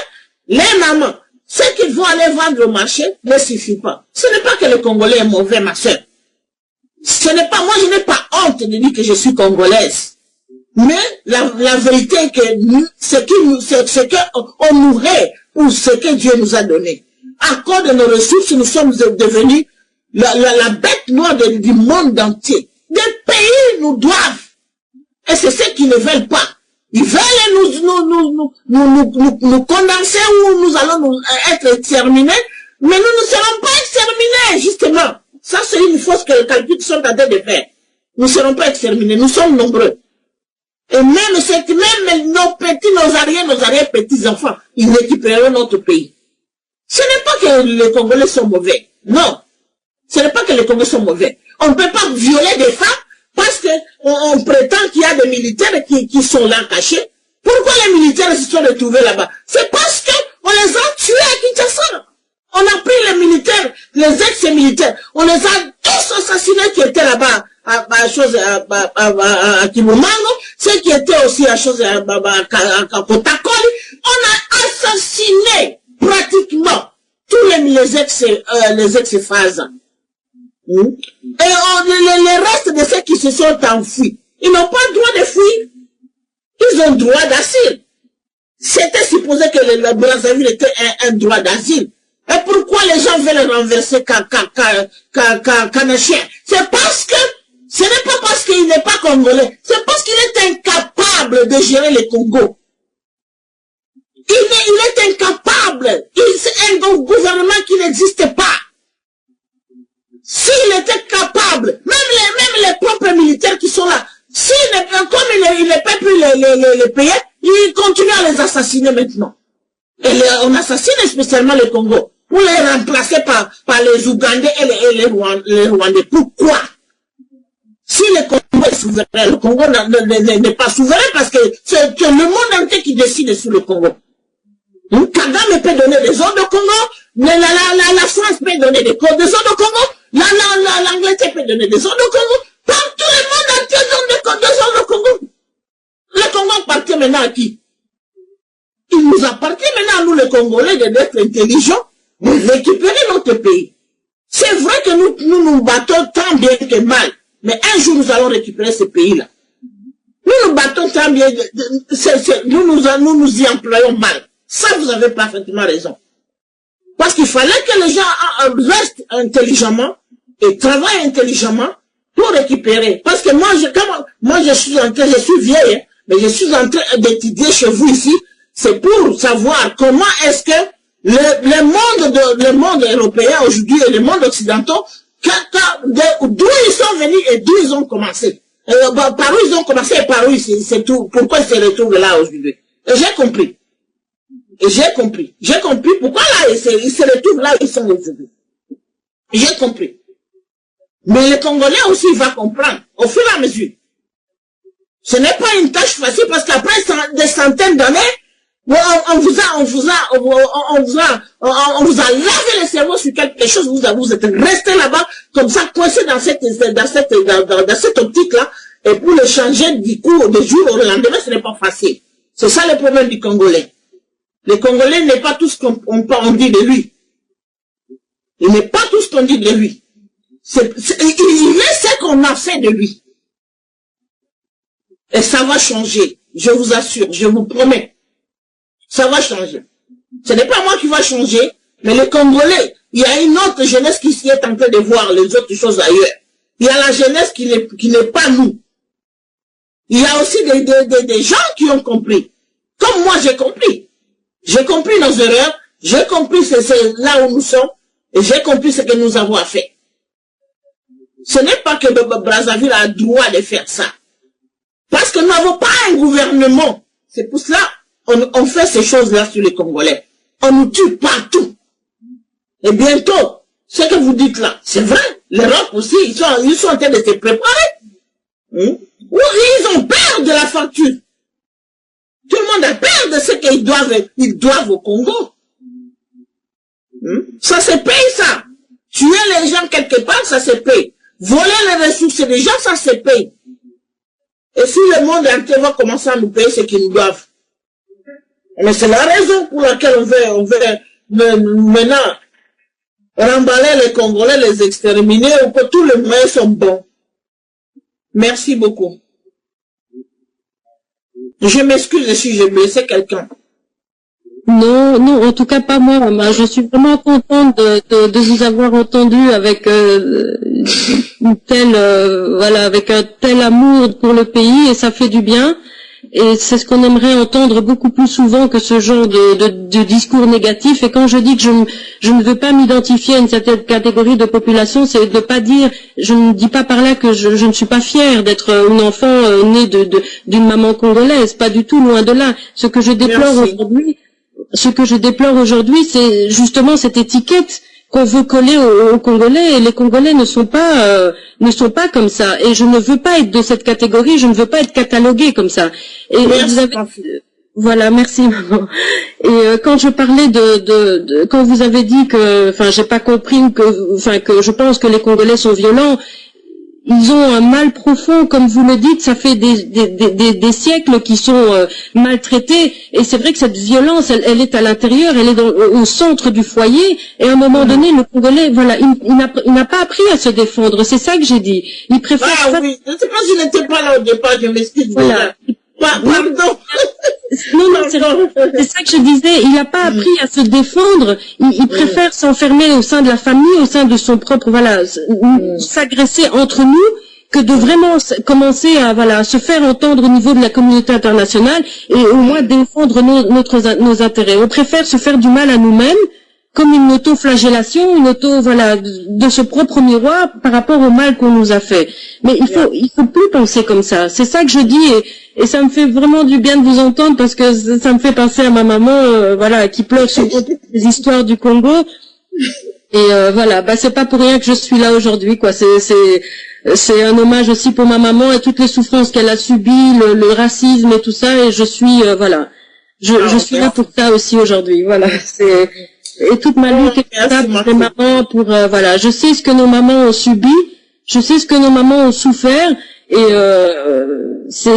pour moi c'est quelque chose, et c'est un honneur de représenter, en tout cas d'être là pour, en tout cas de représenter ma mère et tout ce qu'elle a pu subir en tant que femme, et toute cette souffrance dans les foyers. Et je sais que les Congolais ne sont pas violents dans le sens pour comme enfin je veux pas non plus taxer, voilà, comme on voit les terrorismes avec l'islam et tout ça, les poser des bombes comme vous avez dit, mais il doit faire un travail sur lui-même. C'est pas une solution d'adopter cette violence vis-à-vis de nous. Non. Voilà. Il faut pas se faire du mal à nous-mêmes alors que c'est les autres qui nous font mal. C'est ça que je veux dire. Et ce qui se passe dans l'Est, aller violer nos sœurs, nos frères, nos mamans, les Congolais, ils n'ont pas à faire ce genre de choses.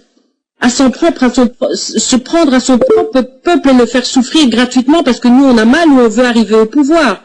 Voilà. Et ce qui se passe avec le Congo-Brazzaville, maman, c'est des histoires de politique, ça. Le peuple congolais n'a rien à voir là-dedans. On est victime de la politique internationale, de nos richesses. Oui, c'est voulu exprès. C'est voulu exprès. C'est décidé, quoi. C'est décidé. Voilà. Donc, les Congolais dans la diaspora, qui est une maman, il faut leur dire, ce n'est pas comme ça qu'on va réussir à sauver ou à expliquer ce qu'est les Congolais. Ils sont voilà, de nous envoyer dans une image qui nous dégrade. Je suis en train de planer de commencer des conférences pour un peu partager avec les jeunes donc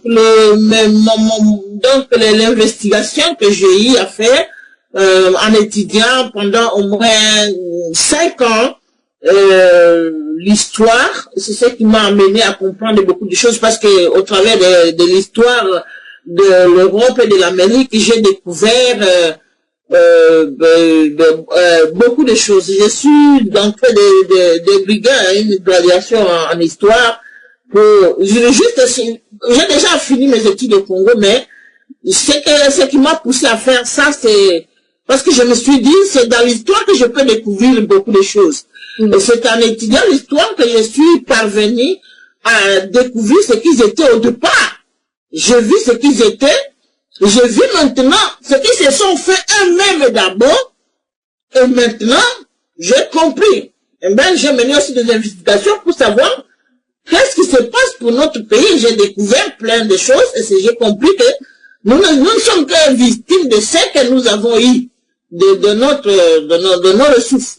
Nous avons la ressource humaine, nous avons les ressources souterraines, et tout cela. C'est ce qui fait notre drame. Et que les gens veulent absolument, parce que nous sommes au XXe siècle où la science technologique est en train de crier très fort. Et tout ce que l'homme de la technologie veut, ça vient du Congo. Alors, disons que nous en avons en grande, ça y est, dans d'autres pays du monde, mais nous avons la grande, donc disons à 80%, nous avons ce qu'ils désirent. Et même à 100%, il y a d'autres matières qui ne sont nulle part. Allô, maman Nutella? Oui. Oui, c'est de la part de Tchababa. Comment jugez-vous l'expulsion des Congolais, qui vivaient au Congo-Brazza? Moi, je vois que, on parle tous sont des Congolais. Mais comment vous jugez cette politique-là? Non, la politique de ce qui se passe là n'est pas que ce n'est pas, c'est fait exprès. C'est fait exprès. D'abord, ça souvent bientôt faire des élections qui vont rater d'ailleurs. Et aussi, de l'autre côté aussi, l'autre qui est là, bon, c'est ceux qui les mettent là-bas, hein, ceux qui mettent Kanambe là-bas, lui ont dit carrément que, bon, toi tu dois changer la situation parce que toi tu dois maintenant quitter parce que il y a des Congolais sont en train de se réveiller. Bon, les deux maintenant, vous voyez comme ma fille a dit là-bas que qui avait des militaires, des ex-phases qui sont là-bas. Il n'y a pas que des ex-phases. Il y a des militaires burundais et rwandais qui sont là. Il y a aussi des militaires qui sont là. Ils sont en train de préparer les militaires angolais, rwandais, qui doivent remplacer là où se trouvaient les ex-phases en cas de pépin, en cas que les Brazzavillois se move. Alors, il faut le mater. Et ils vont le mater avec les armes. Parce que ce sont les gens qui sont toujours au pouvoir avec les armes. Donc, se sentant déjà, pas très sûr de cette élection ici. Ils se sont maintenant entendus avec Kanambe de faire sortir les gens. Et puis, il n'a pas fait seul. C'est en collaboration avec ces tueurs à gages qui sont à Kinshasa. Les gens ont traversé pour aller tuer les Congolais. À Brazza, nous avons des prêtres. Les gens ont traversé pour aller tuer les Congolais. On a tué les gens dans les maisons. Mais les enfants qui étaient brûlés, c'est pas les Brazzavillois qui les ont brûlés. Ce sont les militaires, des tueurs à gages de Kinshasa qui sont venus brûler les enfants à Brazzaville. Et la problématique, c'est que ça a sous lui-même, hein. Comme il a cautionné ça, il a créé une situation dramatique parce que les deux Congos, il y a des mêmes tribus qui sont, il y a des familles. C'est entre des familles, là. Il y a des Bakongo, qui sont au Zaïre, au Congo Kinshasa, et d'autres des Bakongo qui sont aussi au Congo Brazza. Il y a des bateaux au Congo Kinshasa, il y a d'autres, il y a toujours des familles. Donc, ce qu'ils ont créé maintenant, c'est pour longtemps, ça ne va pas finir maintenant. Parce qu'ils ont fait un mal profond. Hein? On ne peut pas tuer des enfants comme ça, les brûler, massacrer les femmes, violer les mamans, les vieilles mamans. Et même, on n'a pas fait l'expression des Congolais, ce n'est pas à cause de ceux qui ne veulent pas de papier, mais on a fait sortir seulement tout ce qui était là, parce qu'ils ne connaissent pas très bien où se trouvent des militaires qui visaient. Alors il fallait sortir tout ce monde-là. Et maintenant, tous ces mondes qui sont sortis, est-ce qu'ils sont sûrs que tous les militaires sont sortis? Maintenant aussi, les militaires qui les veulent garder là-bas, ils sont sûrs. Parce que l'enfant de Sassou veut marier une Rwandaise. Ils croient que les Rwandais qui vont prendre la possession de ces pays-là. Ils vont lui laisser le pays? Non. Comme ils ont les programmes de créer l'Empire M, c'est dans toute l'Afrique. Ce n'est pas seulement au Congo. Alors, s'ils ont déjà Congo-Kinshasa, Congo-Brazza, qu'est-ce qui leur reste maintenant? Qu'est-ce qui est difficile pour qu'ils gagnent toute l'Afrique centrale?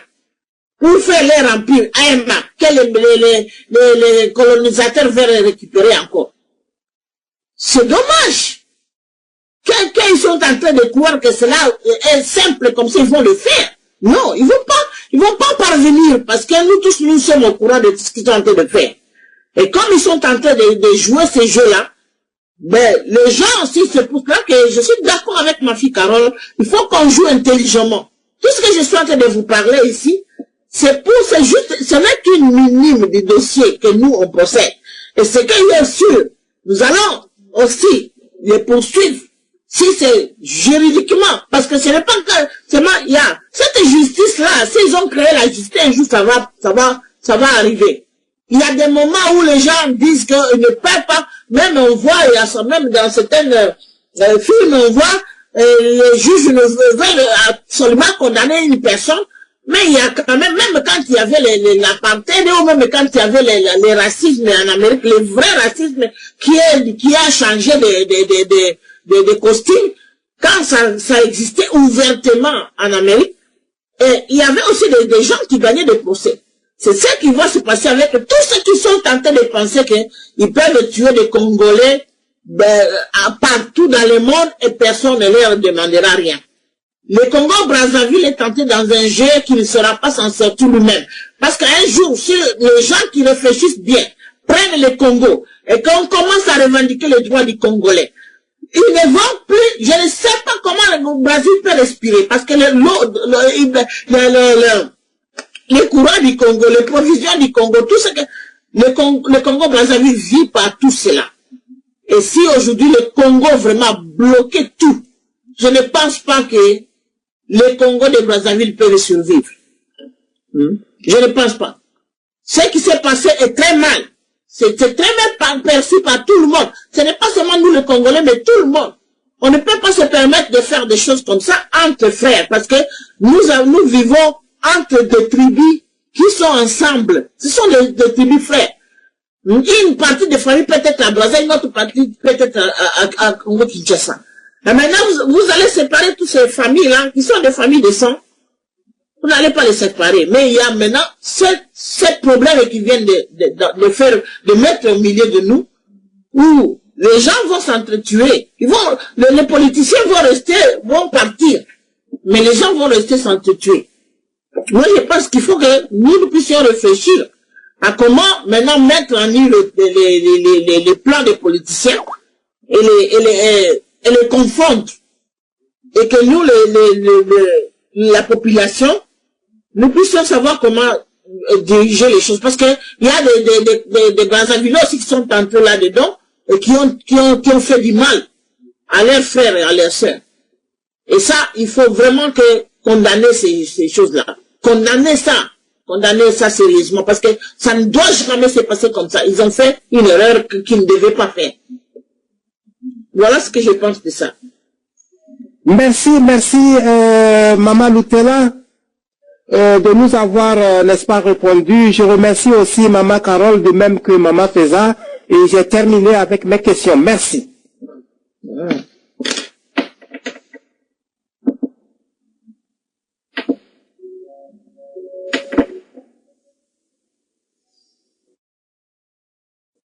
À Chababa, et merci aussi également à Carole Hélène, merci aussi à Maman Lutala, François Tabé qui nous a rejoint par surprise, effectivement. Mais bon, son apport aussi, sa contribution a été très intéressante. Et je pense que le choc des idées, j'ai eu la lumière, hein, voilà, c'est ça l'objectif sur cette analyse spéciale on a fait, parce que Maman Lutala, si vous ne saviez pas ce que nous avons dit déjà depuis le début, c'est-à-dire qu'on devrait analyser par rapport à la crise que notre pays est en train de traverser, en fait, le problème de l'ingérence de l'Occident, évidemment, que vous reprochez aussi parfois de leurs attitudes, d'appuyer aussi certaines choses qui font que nous, en tout cas, nous condamnons leur ingérence. Et voilà pourquoi on devrait analyser, décortiquer les discours de Joseph Kabila, que vous appelez Kamandé. Eh bien, cet homme, il a fait un discours que nous avons estimé que c'était quand même un peu audacieux. Hein. Il a mis du temps pour le dire, mais bon, il aurait pu le dire depuis longtemps, de toutes les façons. Mais en tout cas, les ambassadeurs allaient chercher, parce qu'ils ne se battent, ou alors ils ne se gèrent que lorsqu'il s'agit des élections. Là, nous voyons que ce sont des intérêts qui courent là derrière. Mais quand il y a des vrais enjeux, des vrais problèmes que le peuple réclame, ils sont tous exclus, complètement exclus. Quand il faut sanctionner au niveau international, comme vous le dites déjà, c'est-à-dire vouloir aussi comprendre un peu la politique et tout ce qu'ils font ici, c'est ce qu'on dit le lobbying international, c'est qu'à militer fortement, efficacement plutôt, le peuple Tutsi pour revendiquer leur génocide.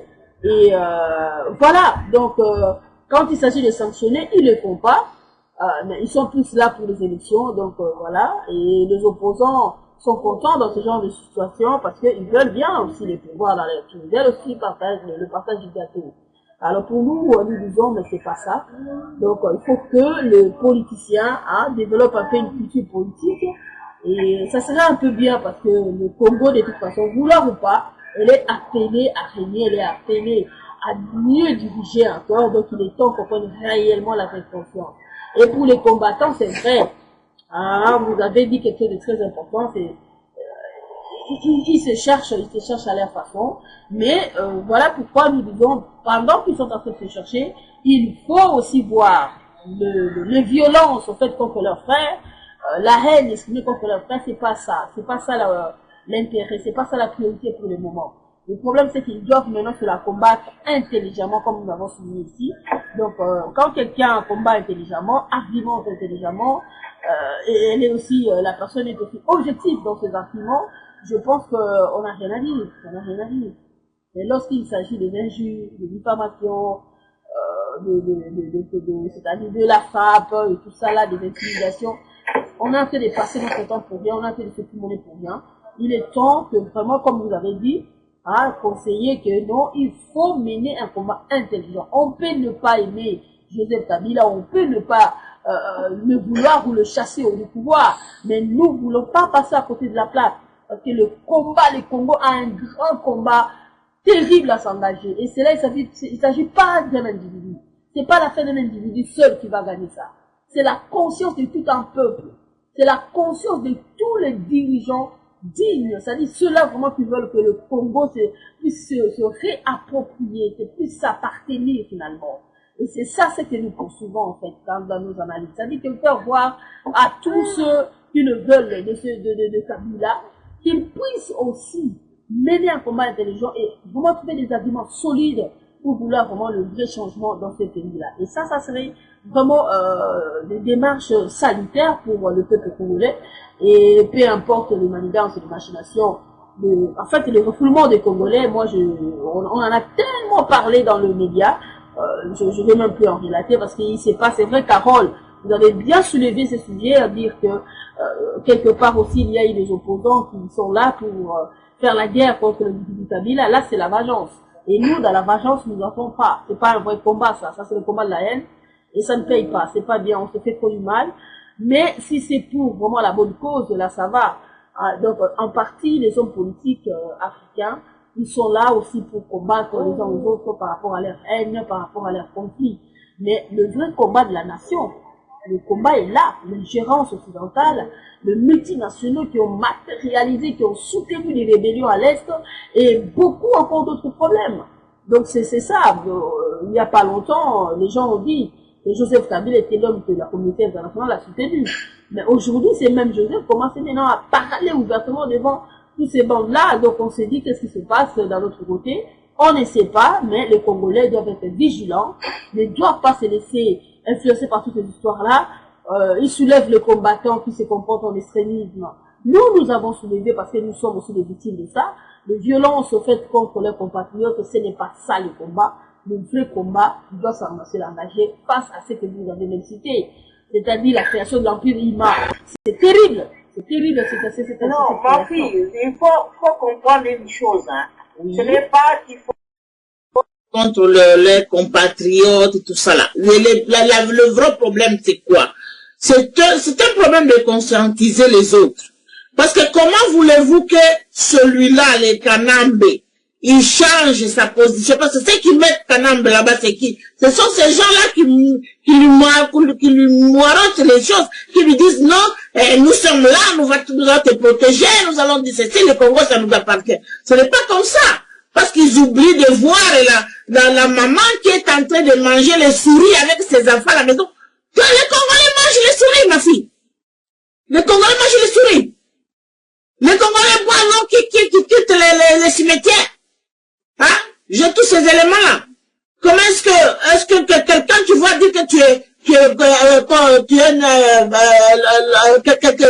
défenseur du peuple, tu es ministre, tu es quoi?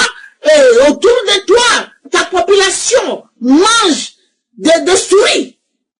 Non. Des enfants qui ne vont pas à l'école. Ça, c'est l'irresponsabilité. Moi, quand même, si il mettait tous les enfants à l'école, la richesse les milliards que lui, il a mis dans des comptes à l'étranger, qu'on va d'ailleurs lui arracher. Parce que les étrangers vont jamais lui laisser ces milliards-là, ils n'ont jamais laissé des milliards aux Africains. Hein. Et quand il a pris tout cet argent, au lieu de scolariser les enfants, on en fait d'autres des bandits, après on les assassine. Il est irresponsable. C'est pas quelqu'un qu'on peut dire qu'il y a un gouvernement. Un gouvernement, c'est celui qui sait s'occuper des... Tu as vu des gens même de quand il y a un avion qui a disparu avec les gens, 200 personnes, 200 et quelques personnes, on continue à chercher ça. Aujourd'hui, on a dépensé des millions. Quand les gens sont tombés dans l'eau, dans n'importe quel pays du monde ici, les pays les cherchent, dépensent des millions pour les chercher. Les Congolais qui se noient, qu'on fait noyer là-bas sur la route des choses de Tanzanie là ou quoi. Bah, qui est allé, qui connaît même le nombre ou les noms de ceux qui sont morts? Personne. C'est qu'on assassine à Brazza. Personne ne dit mot. Il n'y a rien. Ça, c'est pas un gouvernement.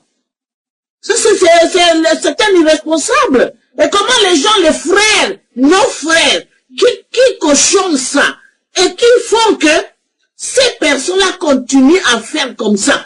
Et des petits gens comme cette villageoise de choses, de femmes qui est là, qui soi-disant la sœur de Kanambe, qui n'est même pas sa sœur. On ne peut pas prendre une personne comme ça, mettre comme ça et commencer à gérer l'argent du Congo. Ce sont ces gens-là qui gèrent l'argent du Congo et qui en font ce qu'ils veulent.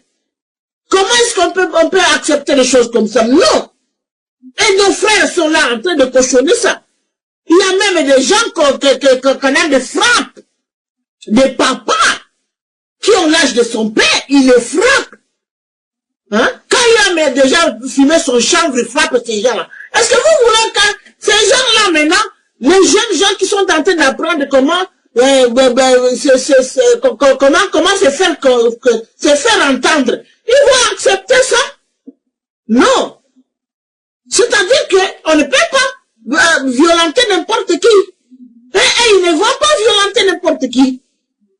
Est-ce que toutes les femmes qui sont ici, qui vont au Congo, qui y vont et ils reviennent, on les violente? Non. Est-ce que tous les Congolais qui quittent le Congo viennent, qui quittent Kinshasa, viennent en Europe ou, je sais pas, en Amérique, on les violente? Non. C'est alors qu'on est en train de violenter sur des choses, sur des cerveaux moteurs de ceux qui sont en train de cochonner ce qui se passe au Congo. Et là, vous n'avez pas, même si vous les défendez, ils seront toujours victimes des combattants. Parce que, on ne peut pas cochonner des choses comme ça. C'est eux qui allaient commencer à défendre. Ils ont perdu la mort.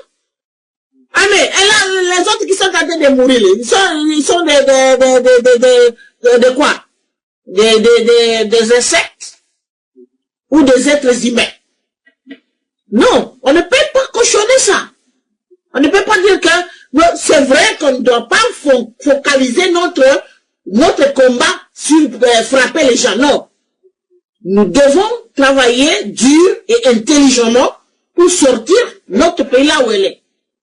Et non, pas seulement regarder qui entre dans l'avion, qui vont venir, collabore, tout ça, c'est rien. Là, vous avez parfaitement raison. On n'a pas les droits de rester seulement faire ça.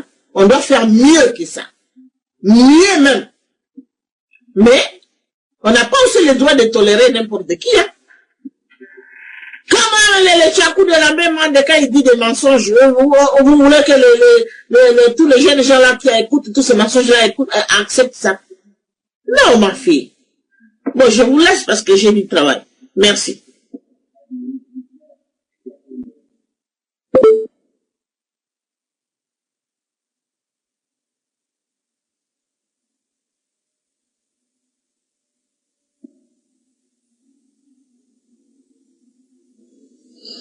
Oui, enfin, le mot de la fin, c'est vrai que là, c'est toujours un débat très passionnant et très passionnel hein, sur la RDC, mais c'est vrai qu'on a tendance souvent à s'emporter parce que bon, les choses, c'est vrai, on reconnaît, les choses sont graves, ce qui se passe en RDC, les violences, l'humiliation, les meurtres, les massacres, le génocide même hein, du peuple congolais, on peut utiliser ce mot-là. C'est vrai que c'est un sujet qui vise les Congolais aujourd'hui parce qu'on ne sait pas trop qui est qui. Bon, ce qu'on sait, une chose qui est sûre, c'est qu'on sait qui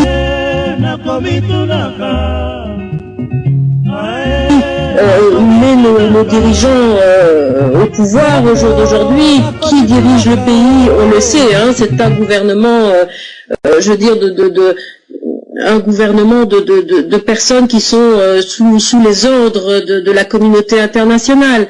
Mais ce qu'il faut pas oublier non plus, c'est que le Congo, finalement, est un sujet pour la communauté internationale, est un sujet de débat et de négociation de pouvoir. C'est cela, et malheureusement, le peuple en est victime. Mais tant qu'on ne comprendra pas où est notre véritable problème, et prendre conscience de ce problème-là et de la réalité du Congo, on va s'entretuer. On va continuer à s'entretuer, on va continuer à se détester, à critiquer l'un, à critiquer l'autre, à dire bon, celui-là il est ci, celui-là il est ça, il a fait... Mais bon, n'oublions pas qui sont derrière ces personnes-là. Et ces personnes-là, l'exemple, ils se pavanent là à l'Est pour aller encore donner des ordres et venir donner des ordres au gouvernement, qu'on soit d'accord ou pas avec le gouvernement qui est là. Le but c'est quoi? C'est notre souveraineté. Quel que soit l'individu, comme je dis, qui est au pouvoir, qui est amené là par la communauté internationale, comme Sassou Nguesso, comme la majorité des présidents en Afrique, on sait qu'ils sont téléportés là pour les intérêts privés des Occidentaux. Ça, on est bien conscient de ça. Il faut rester conscient jusqu'au bout de cette réalité-là. Donc, ce n'est pas commencer à s'entretuer entre nous, comme l'a dit la maman là, avec les gens de Congo-Brazzaville et tout ça, qui sont finalement le même peuple. Simplement délimité par une conférence qu'il y a eu à Berlin pour délimiter les pays qui n'ont rien à voir avec la réalité de ce qui se passe en Afrique et de toutes les tribus, de tous les peuples. Ce qui est dangereux, c'est d'en arriver au fanatisme, en fait. D'arriver à se mettre l'un contre l'autre et de dire, bon, ceux-là ils ont fait ci, ceux-là ils ont fait ça, les Rwandais, l'Ouganda, oui, c'est une réalité. Mais qui chapeaute tous ces gens-là? Qui fournissent les armes à ces gens-là? Qui leur dit de faire ça? Comme on l'a souligné tout à l'heure, les Congolais n'ont pas dans leur gène, n'ont pas appris à se défendre. Ils font qu'obéir aux ordres qu'on leur donne. Donc moi, aujourd'hui, je suis contente d'entendre quoi qu'il se passe. Mais bon, Kabila, c'est quand même compromis, qu'il le veuille ou pas. Moi, je suis contente qu'il parle de souveraineté nationale, parce que c'est ça l'objectif. C'est ça l'objectif, et c'est pas que ce soit lui au pouvoir ou à l'opposition, peu importe qui, c'est l'unité, la souveraineté du pays qui compte et la sécurité du pays. Donc il faut surtout pas oublier que la communauté internationale, elle est là, elle vient jouer son ballet dans l'Est, en train de donner des ordres, en train de parler de ci, de ça. Ils s'en foutent de la sécurité des Congolais. Ce qu'ils veulent, eux, c'est s'assurer que les matières premières vont être acheminées, et la MONUSCO, elle est là pour ça. Elle est là pour ça. Elle a eu ce mandat depuis que l'avion d'Abiyarimana s'est craché, que le Rwanda est rentré en génocide. La MONUSCO a été installée là pour légaliser le pillage de l'Afrique d'une façon massive. Donc, le seul message que je peux... Nous ne faisons pas de la haine, de la méchanceté vis-à-vis de nos frères, de nos sœurs, des peuples voisins, enfin d'autres pays limitrophes à nous. C'est pas eux qui posent un problème au jour d'aujourd'hui. C'est pas eux. Eux, ils ne sont que finalement les mains de l'Occident au jour d'aujourd'hui. Avant, l'Occident, oui, amenait son armée, faisait le sale boulot. Aujourd'hui, non. Ils ont donné ce mandat aux Africains eux-mêmes de s'entretuer entre eux. Donc on ne peut pas continuer à accepter ça, et on ne peut pas continuer à accepter de nos frères, de nos sœurs, qu'ils agissent de cette façon-là. Je ne peux pas cautionner la violence. Qu'elle vienne de où que ce soit, je ne cautionne pas la violence, l'intimidation et voilà, la diffamation, le mensonge, non. Donc Quand il s'agit de taper du poing sur la table et d'incriminer Kabila, on doit le faire. Et on doit le faire aussi avec impartialité vis-à-vis de l'opposition. Et j'insiste là-dessus. Parce qu'on a tendance à les protéger. On a tendance à les prendre comme des sauveurs alors que ce n'est pas vrai. Ils sont mêlés autant que le gouvernement dans le chaos qui se passe aujourd'hui en RDC et dans tous les pays limitrophes. Voilà, je pense que j'ai tout dit. Je ne sais pas s'il y a une autre question, mais bon, je tiens à souligner que j'ai trouvé ça très audacieux et effectivement compromettant pour Kabila le discours qui tient ces derniers temps. Mais je pense qu'il faut que les Congolais le prennent comme un signal pour autre chose, pour un nouvel ordre peut-être, je ne sais pas, mais il y a quelque chose là-dessus qui se trame. Les élections arrivent bientôt. Obama, il finit aussi son mandat. Poutine est en train de bouger tout l'Occident. Donc, encore une fois, la RDC fait partie de toutes les négociations, de la table des négociations, dès qu'il y a un changement de pouvoir, et on le voit. Poutine met la pression sur l'Occident, et les enjeux, ils sont énormes, et la RDC est un des enjeux, en fait. Et si on voit un changement, si on voit une espèce de rébellion ou de sursaut de survie de Kabila, c'est un signe. C'est un signe. Donc, nos aînés ont fait des erreurs, ils ont tous fait des erreurs, on en commet tous les jours, mais il faut savoir reconnaître ces signes-là. Et c'est ça qui est important. Pas lire la Bible comme ça gratuitement, non. Il y a aussi des signes dans la vie de tous les jours qui démontrent que les choses vont changer. Donc c'est important. Voilà. Donc je souhaite une bonne soirée à tout le monde et merci à tout le monde de nous avoir écoutés ce soir. Voilà. Merci Feza, merci Shababa et merci à la maman qui a participé aussi au débat. Bonne soirée à vous également, Shababa, plutôt Caroline. En tout cas, merci Caroline en direct de Luxembourg et bien évidemment Mama Lutala qui nous a fait son apparition en direct de l'Angleterre et en même temps Shababa qui est aussi en Allemagne. Vraiment, merci, ça a été un long débat, on n'a même pas, alors qu'on croyait que ça fait juste 1 heure de temps, donc on a vraiment fait l'analyse, on a parcouru différents sujets, différents aspects du problème en République démocratique du Congo. Caroline, moi je trouve que dans votre conclusion, vous avez aussi presque tout dit. Malheureusement, Mama Lutala est partie inutilement parce que bon, elle a été aussi directement rappelée chez elle à la maison. Moi, je trouve, en fait, moi, si je vais faire une conclusion, qu'est-ce que moi je vais dire par là? Je vais simplement dire, Africa ne cherche pas à troubler le peuple congolais. Nous ne sommes pas là pour essayer de se mettre en guerre contre nos compatriotes ou alors s'entretuer entre nous, chose dont nous condamnons d'ailleurs. Mais nous sommes là pour essayer de se chercher une solution adéquate pouvant nous amener à une lumière, c'est-à-dire du choc des idées, jaillit la lumière. Nous cherchons cette lumière qui consiste à ce que le peuple congolais s'unisse, parce que c'est dans l'unité que nous sommes forts, et dans la division, nous sommes faibles. Alors, maintenant que nous voyons un discours qui vient un peu nous rejoindre dans nos revendications sur certaines la plus grande, hein, la grande partie, moi je vais dire, de nos revendications consiste aussi, hein, surtout la couleur de Africa, c'est de plaider aussi en faveur de l'Afrique, et de plaider aussi en faveur des Africains, le peuple, c'est-à-dire on veut la liberté. C'est ça la chanson, hein, la chanson générique aussi même de notre espace, Africa accorde ma liberté. Donc c'est ce discours qui a rejoint finalement le discours que nous avons toujours eu à parler, mais seulement nous le trouvons un peu trop tard, un peu tard, et on s'est dit, bon, si c'était plus tôt, est-ce que il se serait entendu, vu le désordre qu'il y avait eu dans ce pays, la transition de ces temps, hein, c'était l'œuvre de la CIA, donc communauté internationale d'accompagnement des transitions, qui a abouti à un gouvernement un régime de 1+4, le peuple congolais conscient. Disons, nous voulons tourner tout simplement la page à la SIAT. Donc, il paraîtrait que c'était fini depuis 2006. Donc, c'était le dialogue intercongolais en 2002-2003. Et à cause de ce 2002 et 2003, on avait fait en sorte que le rebelle d'hier, ça dit ceux-là qui ont combattu Laurent Désiré Kabila, c'est dans ces éléments avec le Ougandais, plutôt le Rwandais, qui était là aussi. Donc voilà, ils ont revendiqué la communauté et voilà, ils ont eu aussi la communauté. Nous avons le peuple congolais. Si vous voulez taper sur Google, essayez de vous renseigner, parce que Google, ce n'est pas quelque chose de je sais quoi pour les autres, mais c'est un moteur de l'Internet. Elle enregistre tous les documents qui peuvent être balancés dans n'importe quel site, n'importe quelle entreprise ou groupe ou association ou comment.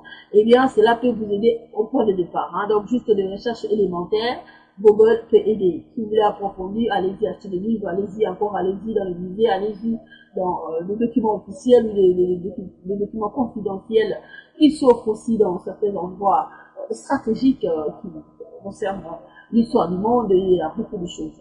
Ça, ce sont des gens qui veulent aller plus loin dans leur combat. Eh bien, les peuples congolais sont appelés à grandir politiquement et surtout dans l'analyse. Le peuple congolais est appelé à étudier chaque chose, chaque discours, chaque mouvement. C'est ça ce que nous faisons dans la conscience. Nous voulons que les changements que vous réclamez, alors il faut bien réclamer. Ne demandez pas le pain chaque jour, parce que vous avez faim aujourd'hui et demain vous aurez, vous demandez. Non. Demandez le moyen par lequel vous voulez vous procurer vous-même du pain. Et c'est ça le combat que nous voulons. On fait des comptes pour nous, l'individu ne compte pas, mais c'est le système que nous avons voulu combattre. Et quand le peuple congolais aujourd'hui, j'attends quelque part, les gens commencent à dire, nous combattons le système, je dis, mon Dieu, mais si vous combattez le système, regardez-vous ce que vous soutenez. Mais quand vous êtes ridicule dans le combat, bon, même s'il y en a des gens qui sont des acclameurs, des djihadistes, des gens qui vous élèvent un peu, je sais pas, moi je dis, notre communauté, c'est le problème. Lorsqu'on parle de la conscience, et ils sont en train de manifester la haine contre les autres, ils disent, nous sommes là dans la conscience. Mais ce n'est pas ça. Il ne faut pas copier le message si vous ne l'écoutez bien du tout. Il y a aussi un problème. Et le problème qui est là, c'est que Carole Aniel vient de nous dire que ce qu'il a dit là, il a lancé un message. C'est un signe, c'est une alarme. Mais est-ce que l'opposition l'a-t-il compris? Ou l'a-t-elle compris? Est-ce que l'opposition, elle joue quel rôle? Est-ce que ce discours n'est-elle pas pour elle l'occasion de dire, ben voilà, tiens, il faut leur dire, hein, parce que si toi tu parles, moi je te remplace. Je ne suis pas là pour qu'ils commencent à venir gérer dans nos affaires. Ça, il faut faire qu'ils fassent la part des choses. C'est-à-dire voir les intérêts nationaux comme le veut tous les dirigeants du monde qui se respectent et faire la part des choses dans la compétition électorale. Hein? Donc, c'est que notre gouvernement, ou plutôt les opposants ou les dirigeants, n'arrivent pas, ou bien ils font semblant, ou bien ils n'ont pas cette notion-là, ou bien je ne sais pas comment. Et ça, il y a comme une confusion. Voilà, Carole, vous l'avez soulevé aussi. On n'a jamais entendu les autres dire que voilà, ils sont comment, ils condamnaient les M23, je ne sais pas comment. Mais en tout cas, le problème, c'est que nous ne voulons pas du tout, hein, nous ne voulons pas du tout que le peuple congolais, c'est-à-dire soit distrait, hein, soit distrait face à cet effort des politiciens. Ils doivent s'éveiller, ils doivent analyser chaque discours, chaque problème, et ce que eux revendiquent ici dans la diaspora. Ils doivent voir si c'est un accord avec leurs dirigeants. C'est ça ce que nous voulons les amener à comprendre. Et celui que vous pouvez soutenir, peu importe. Est-ce qu'il remplit votre critère? Est-ce que ce que vous revendiquez est aussi l'objet de ces revendications? Attention! Je ne sais pas s'il y a quelqu'un qui veut dire quelque chose là, parce que j'attends chez Shababa, quelque chose de bouger là, je ne sais pas quoi. Nous sommes déjà à la fin, nous faisons notre conclusion. Oui, allô, Shababa, vous voulez dire quelque chose? Oui, un dernier mot. Moi, je voudrais qualifier n'est-ce pas, le discours de Kabila comme n'est-ce pas, dans la vie des Congolais, dans leur recherche pour la liberté de leur pays. Les Congolais attendaient, n'est-ce pas, de Kabila depuis fort longtemps ce discours-là. Parce que après analyse, nous voyons que Kabila, n'est-ce pas, il a dénoncé, n'est-ce pas, les pays européens comme les États-Unis dans le phénomène de, n'est-ce pas, des combattants. Donc, ce problème, l'attaque est venue un peu tard. Et puis de deux, parlant de la sécurité du pays, je sais que Kabila n'a pas, il n'a pas vu, n'est-ce pas, la situation très tôt. Alors, moi, je compare ça comme si, comme on le disait, un cultivateur sentant sa mort prochaine, fit venir ses enfants et leur parla. Donc, je ne sais pas si aujourd'hui, Kabila est en train de sentir que, voilà, il est à la fin de son mandat, donc, il va faire peut-être, n'est-ce pas, le bilan de ses activités politiques. Donc, c'est comme ça que moi j'ai vu le discours de Kabila. Donc, tout se trouve dedans. Il nous a parlé, n'est-ce pas, de politique, de la sécurité du pays, que lui, au cours de son règne, donc le M23 a été gagné, et puis les petits groupes agresseurs aussi ont échoué. Et puis, parlant de l'économie, Kabila nous montrait que voilà, lui, il est tout à fait, voilà, tout à fait d'accord, et il se réjouit de l'économie du pays, et il encourage aussi les investisseurs. Et politiquement, nous voyons que il a attaqué, n'est-ce pas, les combattants d'un côté, et ils ont aussi l'intérêt commun entre, n'est-ce pas, le Congo et les autres pays. Alors, je ne peux pas trop aller en détail. Donc, pour moi, le discours est un peu venu en retard, n'est-ce pas, au sein de la communauté congolaise, qui se trouve déjà un peu fâchée, qui se trouve un peu divisée, n'est-ce pas, entre eux. Merci, Maman Pesa.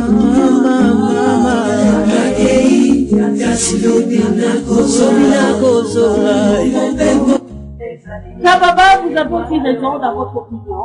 Moi, je l'avais dit déjà, j'ai dit que côté sécurité, je suis un pessimiste.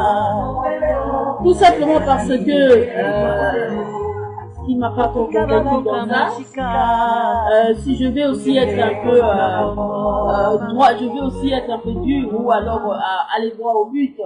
En fait, la façon dont Joseph Kabila s'est joué ou alors c'est pris face à la problématique de la crise congolaise, c'est vraiment une façon très dangereuse face à la survie de ce peuple congolais. C'est vraiment une attitude très dangereuse, tout simplement parce que côté sécurité, en tout cas moi je ne vais pas marcher mes mots, même s'il dit que c'est l'avancée, on a fait tomber le M23, mais excusez-moi, mais je ne sais pas s'il le dit, je ne sais pas à qui. Le M23 est tombé par la volonté de la communauté internationale. Excusez-moi, les Congolais doivent lire le mouvement de tout ce qu'il y a eu. Quand Barack Obama, je réitère encore, avait dit à Kabila de faire le remaniement dans son armée, hein, je ne sais pas s'il passait à Accra ou à je ne sais pas quel voyage, et puis il avait fait ce discours-là. Non, on s'est dit, moi je suis beaucoup vraiment, surtout la politique internationale face à l'Afrique. Toute déclaration, moi je suis. Même quand il fallait aller aux accords de Kampala, j'ai suivi ça. Les dossiers de Kampala, j'ai dit, mais qu'est-ce qu'ils attendent là-bas à Kampala? L'attitude de ce Tshisekedi était que non, mais pourquoi vous allez au Kampala? Mais il faut qu'il soit ici au Congo. Non, mais cet homme aussi, c'est un politicien, excusez-moi. Tshisekedi avait dit quelque chose, mais pour une fois, je vais un peu être aussi d'accord avec Tshisekedi, dans le sens où ces éléments de M23, si on est en train de les placer comme étant des agresseurs, plutôt des rébellions, des rebelles, le rebelle, on lui donne la coloration congolaise. Ce n'est pas la coloration d'une agression. Pourquoi on les réclame en RDC? C'est parce qu'ils se sont dit qu'ils sont des Congolais. Mais alors, tu sais qu'il dit, on dit d'un politicien stratège qui se connaît dans l'affaire, il dit, mais pourquoi on va aller au Kampala? Mais non, mais qu'il faut qu'il soit à Kinshasa, pour qu'on débatte ici. Vous voyez? Bon, pour ceux-là qui ne prient pas là-dedans. Tu sais, moi, quand je me suis dit ça, j'allais dire, mais regardez-moi encore ce collabo. Non.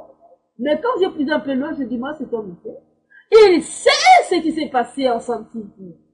Mais les Congolais de la diaspora ne savent pas c'est quoi les Centrafrique. Parce que le dialogue intercongolais, justement, c'était pour légaliser certains des éléments, pour leur donner la nationalité congolaise. Et c'était pour trouver un terrain d'attente, enfin, de pouvoir maintenant, c'est-à-dire ce qui a abouti à ce truc de SIAT, là, en 2003, là, que Joseph est en train de dire, il faut pas qu'on ressuscite encore la SIAT. Mais là, il a raison. Écoutez, moi, je me mets un peu à l'écart de tout ce qu'il y a comme haine, ou le soupçon qu'il est rwandais, ou comment, mais parlons un peu logiquement.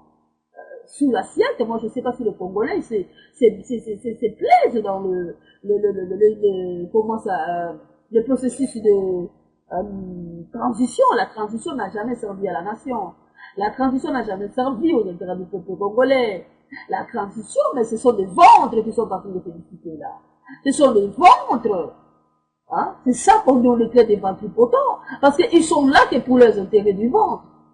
Ils sont pas d'accord, parce que je suis d'accord avec ce que tu dis, dans le sens où ces éléments de M23, si on est en train de les placer comme étant des agresseurs, plutôt des rébellions, des rebelles, le rebelle, on lui donne la coloration congolaise.